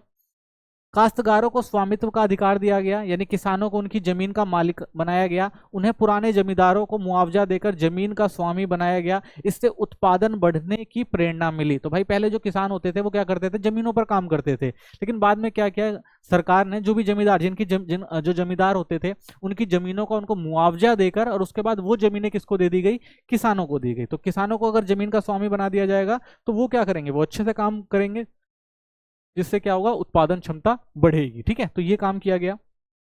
जोतों की चकबंदी करी गई, किसानों की बिखरी जमीनों को एक जगह जोड़ दिया गया, इससे खेती करना आसान और सस्ता हो गया। तो भाई जो पहले छोटी छोटी जमीनें अलग अलग जगहों पर होती थी, ठीक है ना, जैसे एक खेत यहाँ पर है, एक खेत यहाँ पर, एक खेत यहाँ पर है, तो गवर्नमेंट ने क्या किया भाई, इन तीनों खेतों को नापा और एक ही जगह पे यहाँ पर इकट्ठा करके दे दिया। तो इससे ये फायदा हो गया भाई, किसान को 3 जगह जाकर खेती नहीं करना पड़ता था, वो एक ही जगह अपनी खेती कर लेता था और आसानी से खेती हो भी जाती थी। ठीक है, तो ये नीति अपनाई गई।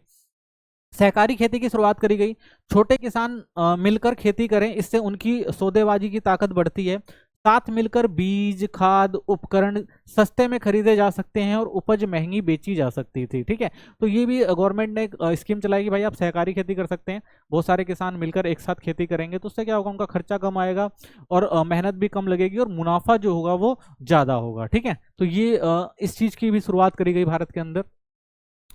अब भूमि सुधारों में खामियां देखते हैं कि गवर्नमेंट ने जो कहा भाई भूमि सुधार किए गए, क्या वो भूमि सुधार वाकई में हुए, क्या उनका फायदा किसानों को हुआ, या उसमें भी कुछ कमियां थी। ठीक है, तो वो कमियां देखते हैं। तो कानून में खामियां क्या थी? भूमि सुधार के कानूनों में कई कमजोरियां थीं। जमींदारों ने इन खामियों का गलत फायदा उठाकर जमीन अपने पास बनाए रखी। यानी ये कहा गया भाई लैंड रिफॉर्म के नाम पर किसानों को जमीन दी जाएगी, लेकिन भाई जमींदार भी बहुत चालू होते थे। ठीक है, उन्होंने जो भी कानून में कमियां थी उनका फायदा उठाया, और जो जमीनें होती थी वो जमीनें उन्होंने अपने पास ही रखी, किसानों तक जो है वो पहुंचने ही नहीं दी। ठीक है, कार्यान्वयन में देरी हुई। कई जमींदारों ने कानून का अदालत में चुनौती दी, जिससे सुधार लागू करने में देरी हुई। इस दौरान उन्होंने जमीनों को रिश्तेदारों के नाम पर बांट दिया ताकि कानून से बच सके। तो भाई ये भी फायदा उठाया उन्होंने। क्या किया भाई, अपनी जो भी जमीनें किसानों को दी जा रही थी उनको कोर्ट में चुनौती दी थी, और जब वो कोर्ट में चुनौती दी गई कि भाई अधिकतम सीमा इतनी जमीनें बंदा रख सकता है, तो उसके बाद उन्होंने क्या किया, उनको लगा कि भाई कि कानून में हो सकता है कि भाई वो जमीनें उनसे छिन जाए, तो उन्होंने क्या किया, समय रहते ही वो सारी की सारी उठा के जमीनें किसके नाम कर दी, अपने रिश्तेदारों के नाम कर दी। ठीक है, अब उनके पास क्या हुआ, जमीन बची नहीं, तो उसका भी फायदा जो उठाया। यानी जो कानून बनाए गए थे उन कानूनों को अदालत में चुनौती देने के साथ साथ उन कानूनों का जो है फायदा भी उठाया। ठीक है, तो उनकी जो खामियां थी उन खामियों का क्या किया, उन्होंने फायदा उठाया। ठीक है, और जमीन को जो है वो अपने पास ही रखा। ठीक है, राजनीतिक इच्छा शक्ति की कमी थी। कुछ राज्य जैसे केरल और पश्चिम बंगाल में सरकार सच्चे मन से भूमि सुधार चाहती थी, इसलिए वहां सुधार सफल रहे। अन्य राज्यों में सरकारों की प्रतिबद्धता कम थी, जिससे सुधार प्रभावी नहीं हो सके। तो भाई बहुत सारी जो राज्य सरकारें थी उन्होंने भी इन पे योगदान नहीं दिया, कि भाई वो चाहते ही नहीं थे कि ऐसा कुछ हो, या उनकी कोई मंशा नहीं थी, या उसमें वो ज्यादा प्रतिबद्ध नहीं दिखाई दिए उन सब चीजों के लिए। तो इसलिए भी ये जो भूमि सुधार कार्यक्रम थे वो उतने अच्छे से सफल नहीं हो पाए। शोषण और धोखा। जमींदारों ने काश्तकारों पर जमीन छोड़ने का दबाव डाला। कई बार जमींदारों ने खुद को ही कृत्रिम रूप से काश्तकार घोषित कर दिया ताकि जमीन उनके पास ही रह जाए। तो भाई ये भी जमींदारों ने किया कि अगर कोई जमीन ले लेता था उनसे तो वो दबाव डालते थे कि भाई हमारी जमीन जो है वापस कर दें। ठीक है, जबरदस्ती जवाब डाला जाता था, या कई बार वो खुद ही अपने आप को काश्तकार घोषित करके जो उनकी जमीनें होती थी वो उनको अपने पास ही रख लेते थे। ठीक है, तो जो भी कानून में खामियां थी उनका फायदा जो किसने उठाया, इन अमीर लोगों ने, काश्तकारों ने और जमींदारों ने, जमींदारों ने जो है वो उठाया। तकनीकी सुधार। दूसरा जो सुधार हमें देखने को मिला वो था तकनीकी सुधार, जिसे हम हरित क्रांति कहते हैं। हरित क्रांति की शुरुआत देखते हैं तो वर्ष 1966 के खरीफ सीजन में भारत ने पहली बार उच्च उपज देने वाली किस्मों HY को अपनाया। तो भाई उच्च किस्म की जो बीज थे उनका यूज किया गया कृषि के अंदर ताकि उत्पादन को ज्यादा बढ़ाया जा सके। तो इसका कारण यही था भाई कि भारत के अंदर खाद्य संकट था। भारत को विदेशों से जो है वो अनाज लाना पड़ता था, गेहूं लाना पड़ता था, और विदेशों से जो हमें गेहूं मिलता था उस पर हमारी काफी आमदनी जो थी वो बाहर जाती थी, और उस क्वालिटी का गेहूं भी नहीं मिलता था और कीमत ज्यादा देनी पड़ती थी। इसलिए सरकार ने ये कदम उठाया कि हम देश के अंदर जो उत्पादन को बढ़ाएंगे, तो उसके लिए गवर्नमेंट ने हरित क्रांति की शुरुआत करी थी। ठीक है ना, और उसमें मेन मकसद ये था कि भाई HYV जो सीड थी इनका यूज करके और ज्यादा से ज्यादा जो था वो खाद्यान्न फसलों का उत्पादन करना था। उत्पादन बढ़ाने के लिए अपनाए गए उपाय, तो कौन कौन से उपाय अपनाए गए भाई, HYV बीजों का उपयोग किया गया, बेहतर सिंचाई सुविधाएं उपलब्ध कराई गई, उर्वरक, कीटनाशक और रासायनिक पदार्थों का जो है उपयोग किया गया ताकि जो है कृषि उत्पादन जो है वो बहुत अच्छा हो सके। ठीक है, तो इस पे जोर दिया गया। हरित क्रांति की आवश्यकता क्यों थी, तो देखिए देश की 75% जनसंख्या कृषि पर निर्भर थी। खेती जो थी वो मानसून पर निर्भर होने से उत्पादन जो था वो अस्थिर रहता था। ठीक है, तो भाई ज्यादातर हमारे यहाँ जो था, आज भी देखे तो किसान मानसून पर डिपेंड है। उस टाइम भी किसान जो तो पूरी तरह से जो थे वो मानसून पर डिपेंड होते थे। तो उससे क्या होता था, कई बार जो कृषि होती थी वो मानसून की आने ना आने की वजह से वो कमजोर हो जाती थी, उत्पादकता क्षमता जो थी वो उनकी घट जाती थी। तो इसलिए गवर्नमेंट ने क्या किया भाई कि नई तकनीकों का इस्तेमाल किया और जो है सिंचाई व्यवस्था का को प्रोत्साहन दिया, जिससे क्या हो कि खेती को और ज्यादा अच्छा बनाया जा सके। तो पुरानी तकनीक के कारण उत्पादकता बहुत कम थी। कृषि को आधुनिक, सुरक्षित और टिकाऊ बनाना जरूरी था। ठीक है, तो ये जो कुछ जरूरी चीजें थी जिनकी वजह से भारत को हरित क्रांति की जो थी वो आवश्यकता थी। हरित क्रांति के चरण क्या थे, तो देखिए पहला जो चरण था लगभग 1960 के दशक के मध्य से 1970 के दशक के मध्य तक चला पहला चरण। इसमें क्या था, HY बीजों का उपयोग पंजाब, आंध्र प्रदेश और तमिलनाडु जैसे समृद्ध राज्यों तक ही सीमित था। इसके अलावा HY बीजों के उपयोग से मुख्य रूप से केवल गेहूं उगाने वाले क्षेत्रों को ही लाभ हुआ। ठीक है, तो पहला चरण ये था भाई, पहले चरण में पंजाब, आंध्र प्रदेश और तमिलनाडु पर जोर दिया गया, और मेन मकसद यहाँ था भाई गेहूं की जो फसल थी उसके उत्पादन को बढ़ाना था, तो इस पे ज्यादा काम किया गया। दूसरा चरण जो था 1970 के दशक के मध्य से 1980 के दशक के मध्य तक चला। इसमें HY तकनीक बड़ी संख्या में राज्यों में फैल गई और इससे कई तरह की फसलों को लाभ हुआ। तो ये जो व्यवस्था थी और ज्यादा आगे बढ़ाई गई, कई राज्यों तक पहुंची, ठीक है ना। गेहूं के अलावा और भी फसलों में इसका उपयोग किया जाने लगा, जिससे जो हमारी खाद्यान्न फसलें थी वो जो थी अधिक मात्रा में जो उत्पादित होने लगी।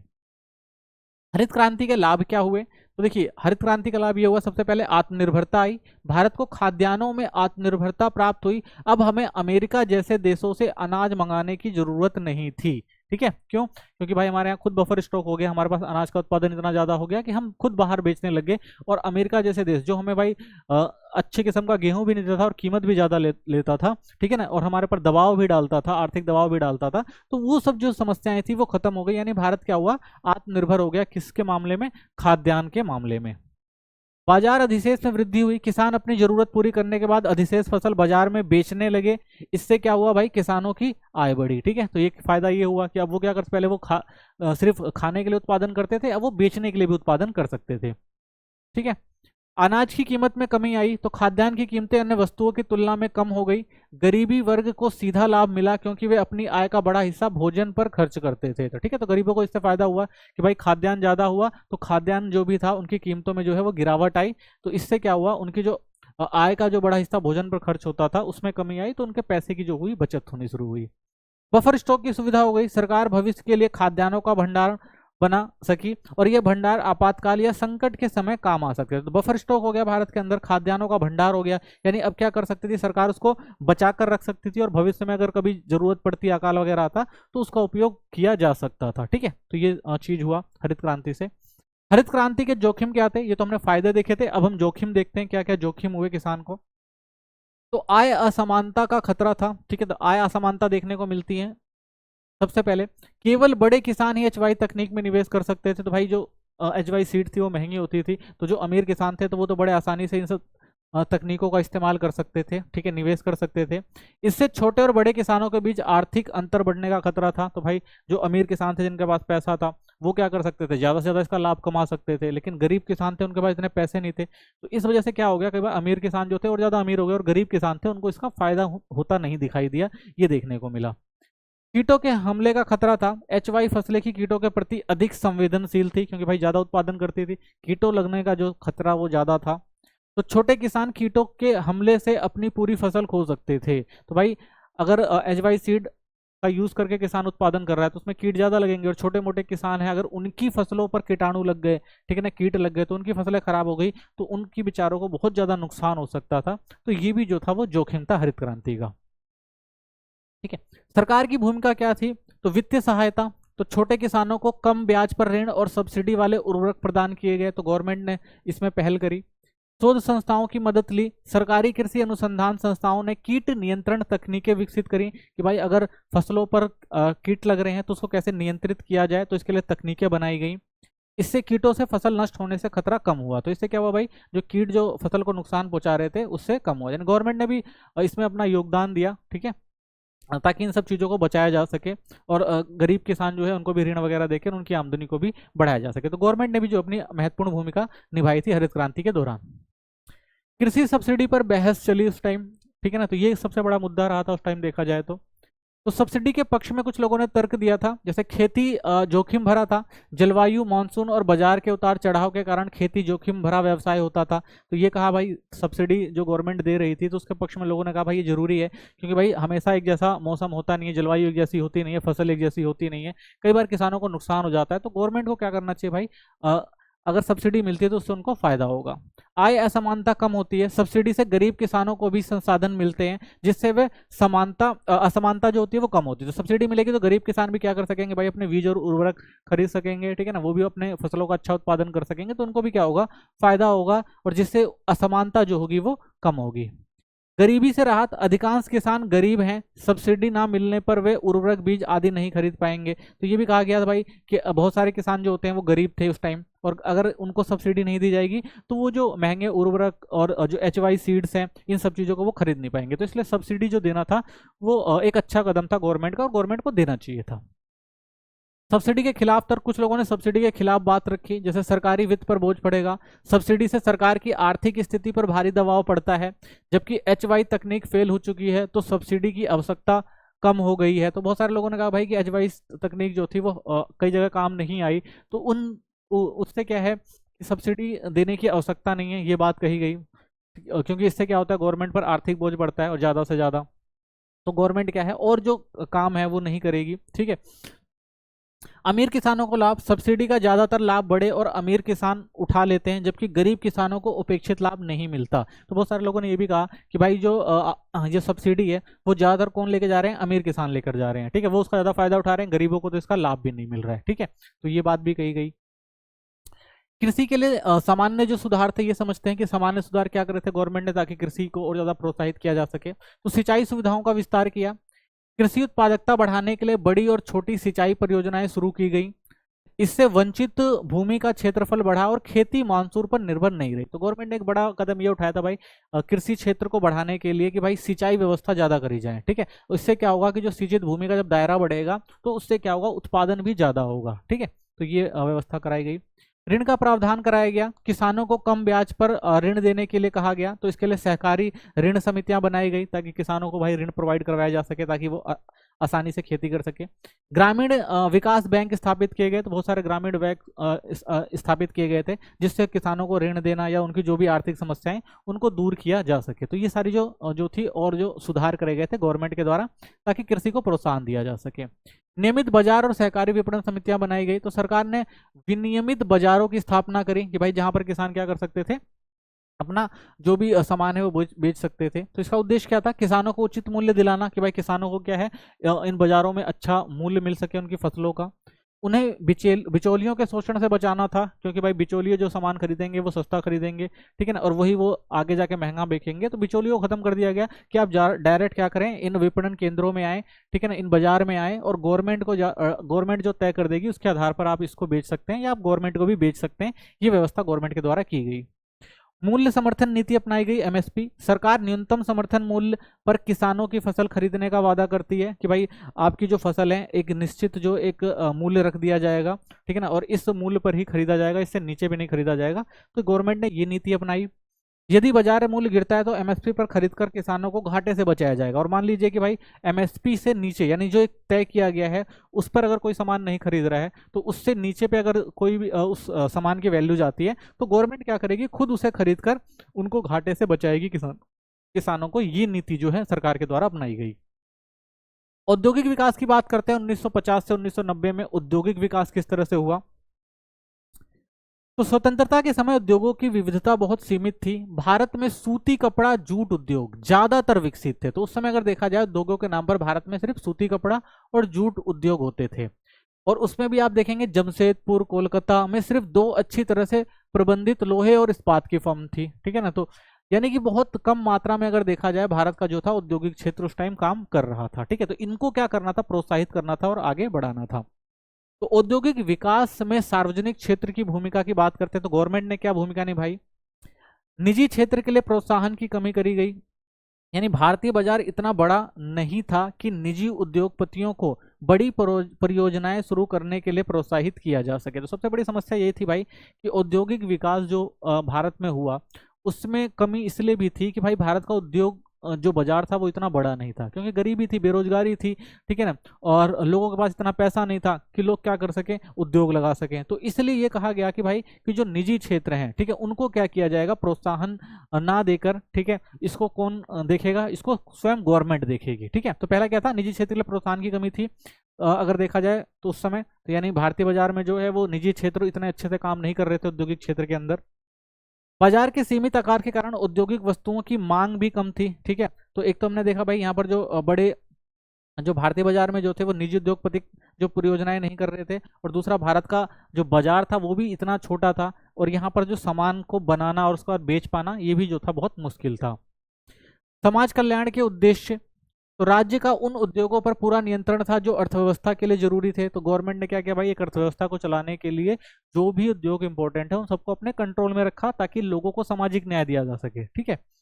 सरकार के समानता और सामाजिक कल्याण के उद्देश्य को औद्योगिकरण की प्रक्रिया में राज्य की प्रत्यक्ष भागीदारी के जरिए ही हासिल किया जा सकता था। तो गवर्नमेंट ने कहा भाई कि जो भी औद्योगिकरण प्रक्रिया है, जो भी उद्योगों से फायदा होगा वो प्रत्यक्ष रूप से भाई किस लिए किया जाएगा, जो भी मुनाफा आएगा वो लोगों की भलाई के लिए किया जाएगा, ठीक है ना, सामाजिक कल्याण के लिए किया जाएगा। तो इसलिए गवर्नमेंट ने भाई जो लक्ष्य हासिल करने की सोची थी कि भाई उद्योगों से हम ये सब चीजें हासिल कर लेंगे, वो करना थोड़ा मुश्किल हो गया, क्योंकि ज्यादातर जो पैसा होता था वो सामाजिक कल्याण में लग जाता था, और औद्योगिक विकास जो था, यानी जो उद्योगों का जो विकास था वो करना जो थोड़ा मुश्किल हो रहा था। रोजगार सृजन, उद्योग रोजगार प्रदान करता है जो कृषि में रोजगार की तुलना में अधिक स्थिर है। तो भाई उद्योग जो है रोजगार प्रदान करते हैं, और ये भी फायदा हो सकता है अगर उद्योगों को लगा दिया जाता है कि भाई यहाँ पे जो रोजगार होता है वो स्थिर होता है, ठीक है ना, यानी कि हमेशा अगर उद्योग चल रहे हैं तो हमेशा रोजगार होगा। कृषि में क्या होता है, वो अस्थिर होता है भाई, कि जब तक फसल का टाइम होता है तब तक रोजगार होता है, उसके बाद क्या होते हैं वो लोग बेरोजगार हो जाते हैं।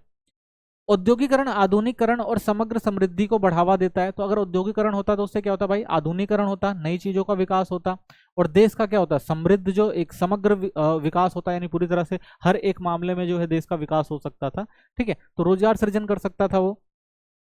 निजी क्षेत्रों में पूंजी की कमी थी। आजादी के समय निजी उद्यमियों के पास इतनी पूंजी नहीं थी कि वे बड़े स्तर पर उद्योगों में निवेश कर सकें। बड़ी बड़ी फैक्ट्रियां, मशीनें और आधारभूत ढांचा तैयार करने के लिए बहुत अधिक पैसे की जरूरत थी, जो निजी क्षेत्र के पास नहीं थे, ठीक है। तो बड़ी फैक्ट्रियां और बड़ी ये सब चीजें जो हैं वो निजी क्षेत्र नहीं कर सकते थे, क्योंकि उनके पास उतने पैसे नहीं थे। तो इसलिए सरकार ने खुद ही यानी सार्वजनिक क्षेत्र के उपक्रमों के माध्यम से औद्योगिक निवेश किया। तो इसलिए गवर्नमेंट ने क्या किया भाई, कि जितने भी बड़े उद्योग थे उनको क्या किया, सार्वजनिक क्षेत्र के अंदर रखा, और खुद ही उसमें क्या किया, इन्वेस्टमेंट किया, खुद ही निवेश किया, और खुद ही उसको चलाने का फैसला लिया था उस टाइम।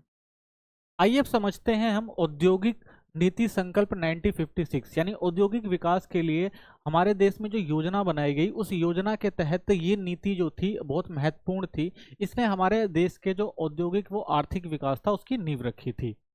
तो इस समय दूसरी पंचवर्षीय योजना चल रही थी। तो दूसरी पंचवर्षीय योजना में समाज के समाजवादी स्वरूप की नींव रखने के लिए 1956 का औद्योगिक नीति संकल्प अपनाया गया था।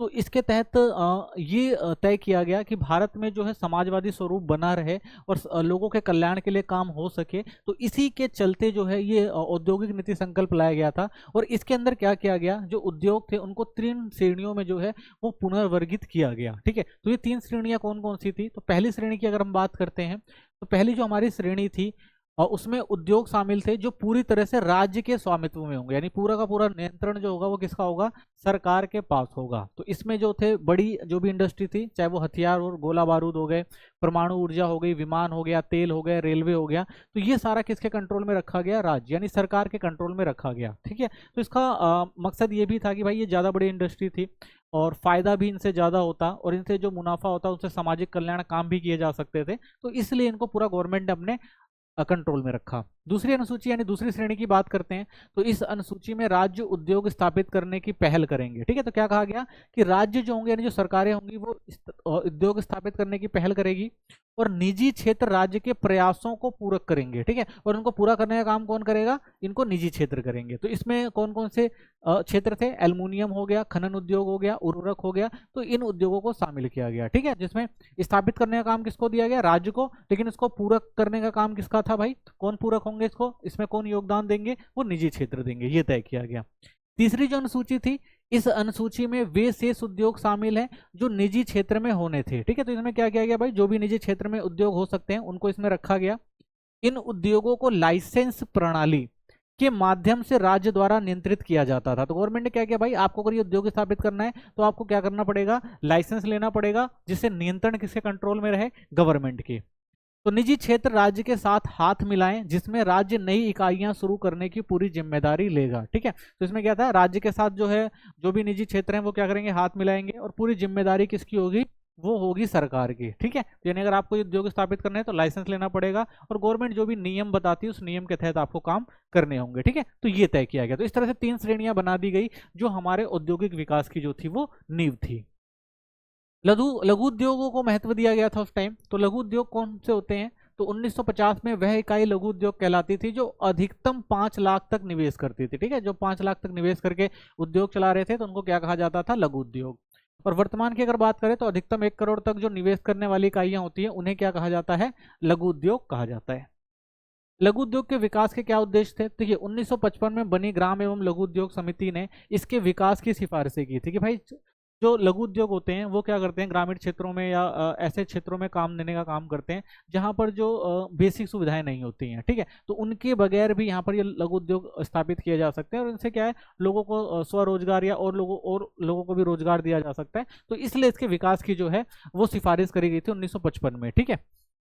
इसके मुख्य उद्देश्य क्या थे, ग्रामीण विकास को बढ़ावा देना था, जो ग्रामीण क्षेत्र उनका विकास हो सके ये मकसद था, अधिक रोजगार के अवसर पैदा कर सके, तो ये जो थे मेन मकसद था किसका, लघु उद्योगों का। तो लघु उद्योगों को सुरक्षा और समर्थन दिया गया गवर्नमेंट के द्वारा। तो बड़ी फर्मों से सुरक्षा की आवश्यकता थी, लघु उद्योग बड़ी औद्योगिक कंपनियों के साथ प्रतिस्पर्धा नहीं कर सकते थे, इसलिए सरकार ने इनके संरक्षण और विकास के लिए विशेष उपाय किए। तो भाई जो लघु उद्योग होते हैं वो जो बड़ी बड़ी कंपनियां होती हैं, जो बड़े बड़ी फैक्ट्रियों में सामान बनते हैं, उनसे क्या कर सकते थे, कंपटीशन नहीं कर सकते थे। तो इसलिए गवर्नमेंट ने भाई इनको संरक्षण दिया, ठीक है। और उसके लिए क्या किया, बहुत सारे उपाय भी किए। उत्पादों को आरक्षण, सरकार ने कई उत्पादकों के निर्माण का अधिकार केवल लघु उद्योगों को दिया, इससे उन्हें एक निश्चित बाजार और जो लाभ जो सुनिश्चित हुआ। तो गवर्नमेंट ने भाई तय कर दिया कि लघु उद्योग के जो क्षेत्र हैं उनमें सिर्फ लघु उद्योग के जो काम किए जाएंगे, ठीक है। उसके अलावा और कोई भी जो बड़ा क्षेत्र है या बड़ी जो इंडस्ट्रीज है वो इन क्षेत्रों में काम नहीं करेगी, ठीक है। इसलिए क्या हुआ, इनको क्या मिला, एक निश्चित बाजार और लाभ मिला, ठीक है। यानी जो उत्पादन ये कर रहे थे उनमें इनको क्या दिया गया, संरक्षण दिया गया, ठीक है। कोई और जो है ये काम नहीं कर सकता था, तो इसलिए इनको क्या हुआ, इससे फायदा हुआ।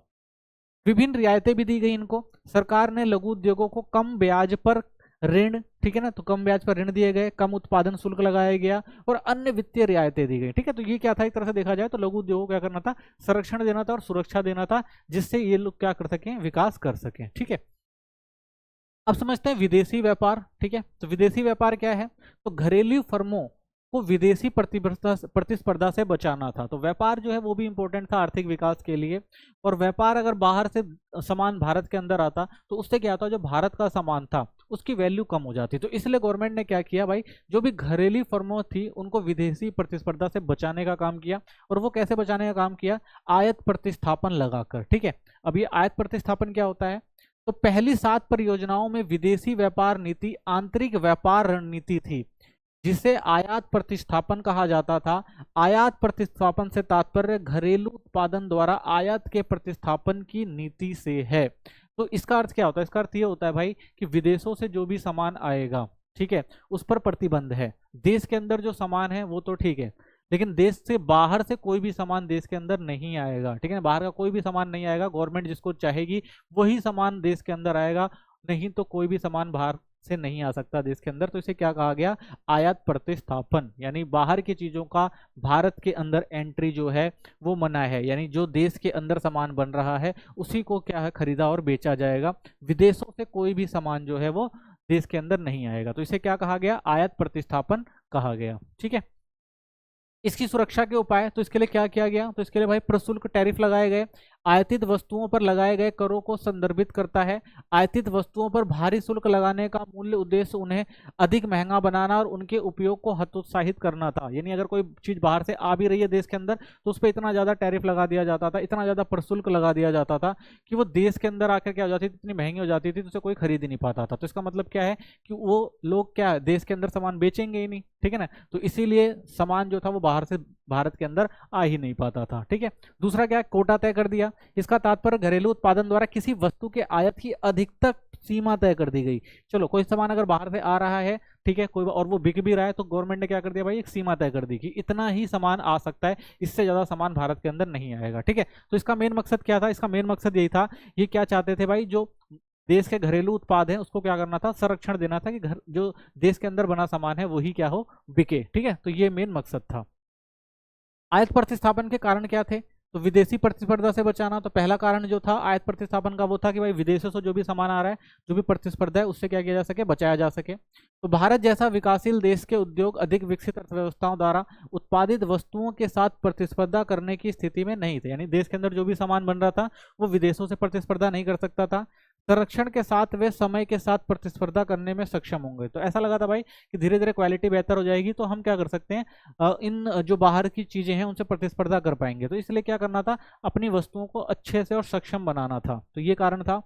विदेशी मुद्रा की बचत, आयात पर प्रतिबंध आवश्यक था क्योंकि विलासिता की वस्तुओं के आयात पर विदेशी मुद्रा भंडार के खत्म होने का जोखिम था। यानी बाहर से जो भी सामान आता, विलासिता की जो भी स्टैंडर्ड चीजें आती, तो इससे क्या होता, यहाँ का पैसा बाहर जाता, तो ये भी एक समस्या थी, इसलिए भी इसको रोकना था। ठीक है। औद्योगिक विकास नीतियों का प्रभाव। ठीक है, तो विकास की जो नीतियां बनाई गई 1950 से 1990 की, तो उसका क्या प्रभाव पड़ा ये समझते हैं। तो विदेशी प्रतिस्पर्धा से सुरक्षा हुई, यानी आयात प्रतिस्थापन के माध्यम से इलेक्ट्रॉनिक्स और ऑटोमोबाइल क्षेत्रों में स्थानीय उद्योगों के विकास को सक्षम बनाया जो अन्यथा विकसित नहीं हो सकते थे। तो भाई क्या किया गया कि बाहर से जब सामान नहीं आएगा तो देश के जो सामान हैं वो बनेंगे, और इससे क्या होगा, जो स्थानीय उद्योग होगा वो क्या होगा, बेहतर प्रदर्शन कर पाएगा। तो ऐसी चीज जो सोची गई भारत के अंदर।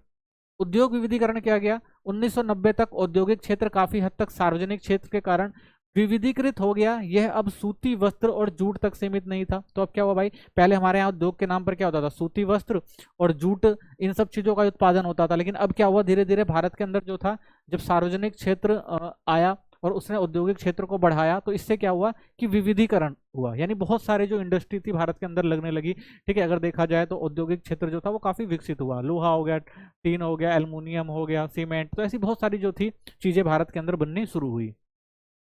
इसमें इंजीनियरिंग सामान और उपभोक्ता वस्तुओं की एक विस्तृत श्रृंखला भी शामिल थी। ठीक है, साथ में यहाँ पर क्या हुआ, जो पूंजीगत वस्तुएं थी, जो इंजीनियरिंग सामान होता है या जो भी उपभोक्ता वस्तुएं होती हैं, उन सब चीजों को क्या किया गया, यहाँ पर बनाया जाने लगा भारत के अंदर। ठीक है, तो औद्योगिक क्षेत्र द्वारा सकल घरेलू उत्पाद में क्या योगदान था। तो भाई औद्योगिक क्षेत्र जो था उसने सकल घरेलू उत्पाद में क्या भूमिका निभाई। तो 1950 से 51 में 11.8% से बढ़कर 1990-91 में 24.6% हो गया। सकल घरेलू उत्पाद में उद्योग की हिस्सेदारी में यह वृद्धि विकास का एक महत्वपूर्ण संकेत थी। यानी देखा जाए तो हमारी जो जीडीपी थी वो धीरे धीरे क्या हो रही थी, इंक्रीज हो रही थी। ठीक है, तो यानी देश के अंदर सामान बनने लग गया था, तो हमारा सकल घरेलू उत्पाद जो था वो बढ़ रहा था। लघु उद्योगों को बढ़ावा देने में महत्वपूर्ण भूमिका निभाई। तो जो हमारे यहाँ छोटी पूंजी वाले लोगों को जो व्यवसाय थे उनके आने के अवसर मिले। नए निवेश अवसरों ने अधिक रोजगार पैदा करने में मदद की। इससे इक्विटी के साथ विकास को बढ़ावा मिला। तो भारत के अंदर छोटे जो उद्योग थे वो भी विकसित हुए, तो इससे लोगों को रोजगार बढ़ा। ठीक है, लोगों की आमदनी बढ़ी, ये देखने को मिला। औद्योगिक विकास पर नीतियों का आलोचनात्मक दृष्टिकोण। अब देखते हैं क्या नुकसान हुआ। अंतर्मुखी व्यापार नीति की कमजोरी। सबसे पहले हम क्या देखते हैं इसके अंदर, सरकार ने जो विदेशी वस्तुओं के आयात पर रोक लगा दी ताकि देश का उद्योग बढ़ सके, लेकिन इससे घरेलू कंपनियां बेहतर उत्पादन नहीं बना रही थी क्योंकि उन्हें प्रतिस्पर्धा का डर नहीं था। तो गवर्नमेंट ने भाई क्या किया, वस्तुओं के जो आयात पर प्रतिबंध लगा रखा था, तो इससे क्या हो गया, देश की कंपनियां जो सामान बना रही थी वही सामान जो बिकता था। तो इससे क्या हुआ, प्रतिस्पर्धा जो डर नहीं था, तो इसलिए इसका नतीजा क्या निकला, कम गुणवत्ता वाली चीजें बाजार में बिकने लगी और लोगों की मजबूरी में ही वो खरीदना पड़ता था। ठीक है, क्योंकि भाई कंपटीशन था नहीं, तो मनमार्जी वस्तुएं जो है देश के अंदर बनाई जा रही थी और लोगों को क्या करना पड़ता था भाई, ना चाहते हुए भी, ठीक है, उस चीजों का यूज करना पड़ रहा था, तो उनकी मजबूरी थी खरीदना। ठीक है, तो इससे क्या हुआ कि जो सामान का स्टैंडर्ड था, जो क्वालिटी थी, वो क्या हुई, कमजोर देखने को मिली हमें। अक्षम कमजोर सार्वजनिक क्षेत्र। तो कई सरकारी कंपनियां लंबे समय तक घाटे में रहीं, फिर भी उन्हें बंद नहीं किया गया क्योंकि इससे बेरोजगारी बढ़ सकती थी। तो भाई बहुत सारी ऐसी सरकारी कंपनियां या गवर्नमेंट जो कंपनियां थी वो काम कर रही थी, वो दिन पे दिन घाटे में जा रही थी, लेकिन सरकार उनको बंद नहीं कर सकती थी। क्यों, क्योंकि अगर बंद कर देती तो बहुत सारे लोग बेरोजगार हो जाते।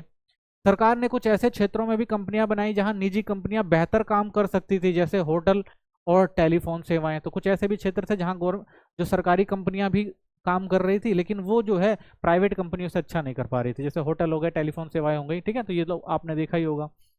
निजी और सरकारी क्षेत्र की भूमिका स्पष्ट नहीं थी, किससे क्या काम करना है यह तय नहीं हो पा रहा था। सबसे बड़ी समस्या ये थी कि भाई सरकार तो हर जगह इंटरफेयर कर देती थी, लेकिन निजी जो कंपनियां थी उनको पता ही नहीं था कहाँ करना है इन्वेस्ट, कहाँ नहीं करना है। तो इससे भी जो है बहुत सारी समस्याएं देखने को मिलती हैं। लाइसेंसिंग नीति का गलत इस्तेमाल किया गया। तो सरकार ने नई फैक्ट्री खोलने के लिए लाइसेंस अनिवार्य कर दिया था, लेकिन कुछ बड़े उद्योगपति लाइसेंस इसलिए लेते थे ताकि दूसरे लोग फैक्ट्री ना खोल लें। तो ये भी चीज थी भाई, लाइसेंस अनिवार्य था और कुछ लोग इसलिए लाइसेंस ले सकते थे कि उनसे रिलेटेड कोई और सामान कोई और ये काम करना शुरू ना कर दे। तो इससे वे अपनी गुणवत्ता सुधारने की जगह सिर्फ लाइसेंस लेने में समय बर्बाद करते थे। तो इसका मतलब क्या था भाई, वो लोग उनके काम जो वो सामान बना रहे उसकी गुणवत्ता अच्छी रहे चाहे ना रहे, वो लाइसेंस ले लेते थे ताकि कोई और जो इनसे कंपटीशन ना कर पाए। ठीक है, तो ये चीज देखने को मिली। सार्वजनिक क्षेत्र का सही मूल्यांकन जरूरी। तो सरकारी कंपनियों को केवल मुनाफे के आधार पर नहीं आंकना चाहिए, इनका असली उद्देश्य होता है लोगों को भला करना, जैसे रोजगार देना, सस्ती सेवाएं देना। तो इसलिए उनका मूल्यांकन इस आधार पर हो कि देश और समाज को क्या फायदा हुआ, ना कि उन्हें कितना पैसा कमाया। तो भाई जो गवर्नमेंट जो कंपनियां थी उनका मूल्यांकन अगर देखा जाए तो ये कहा जा सकता है कि भाई वहां पर देखा जाए तो कंपनियां तो घाटे में जा रही थी, तो कहा जाता भाई सरकारी कंपनियां घाटे में जा रही हैं उसका कोई नहीं है, बस लोगों की भलाई के काम होते रहने चाहिए। ठीक है, तो ये जो आलोचना देखने को मिली। ठीक है, तो इसी के साथ हमारा चैप्टर खत्म होता है। थैंक्स फॉर वॉचिंग, मिलते हैं नेक्स्ट वीडियो में, धन्यवाद।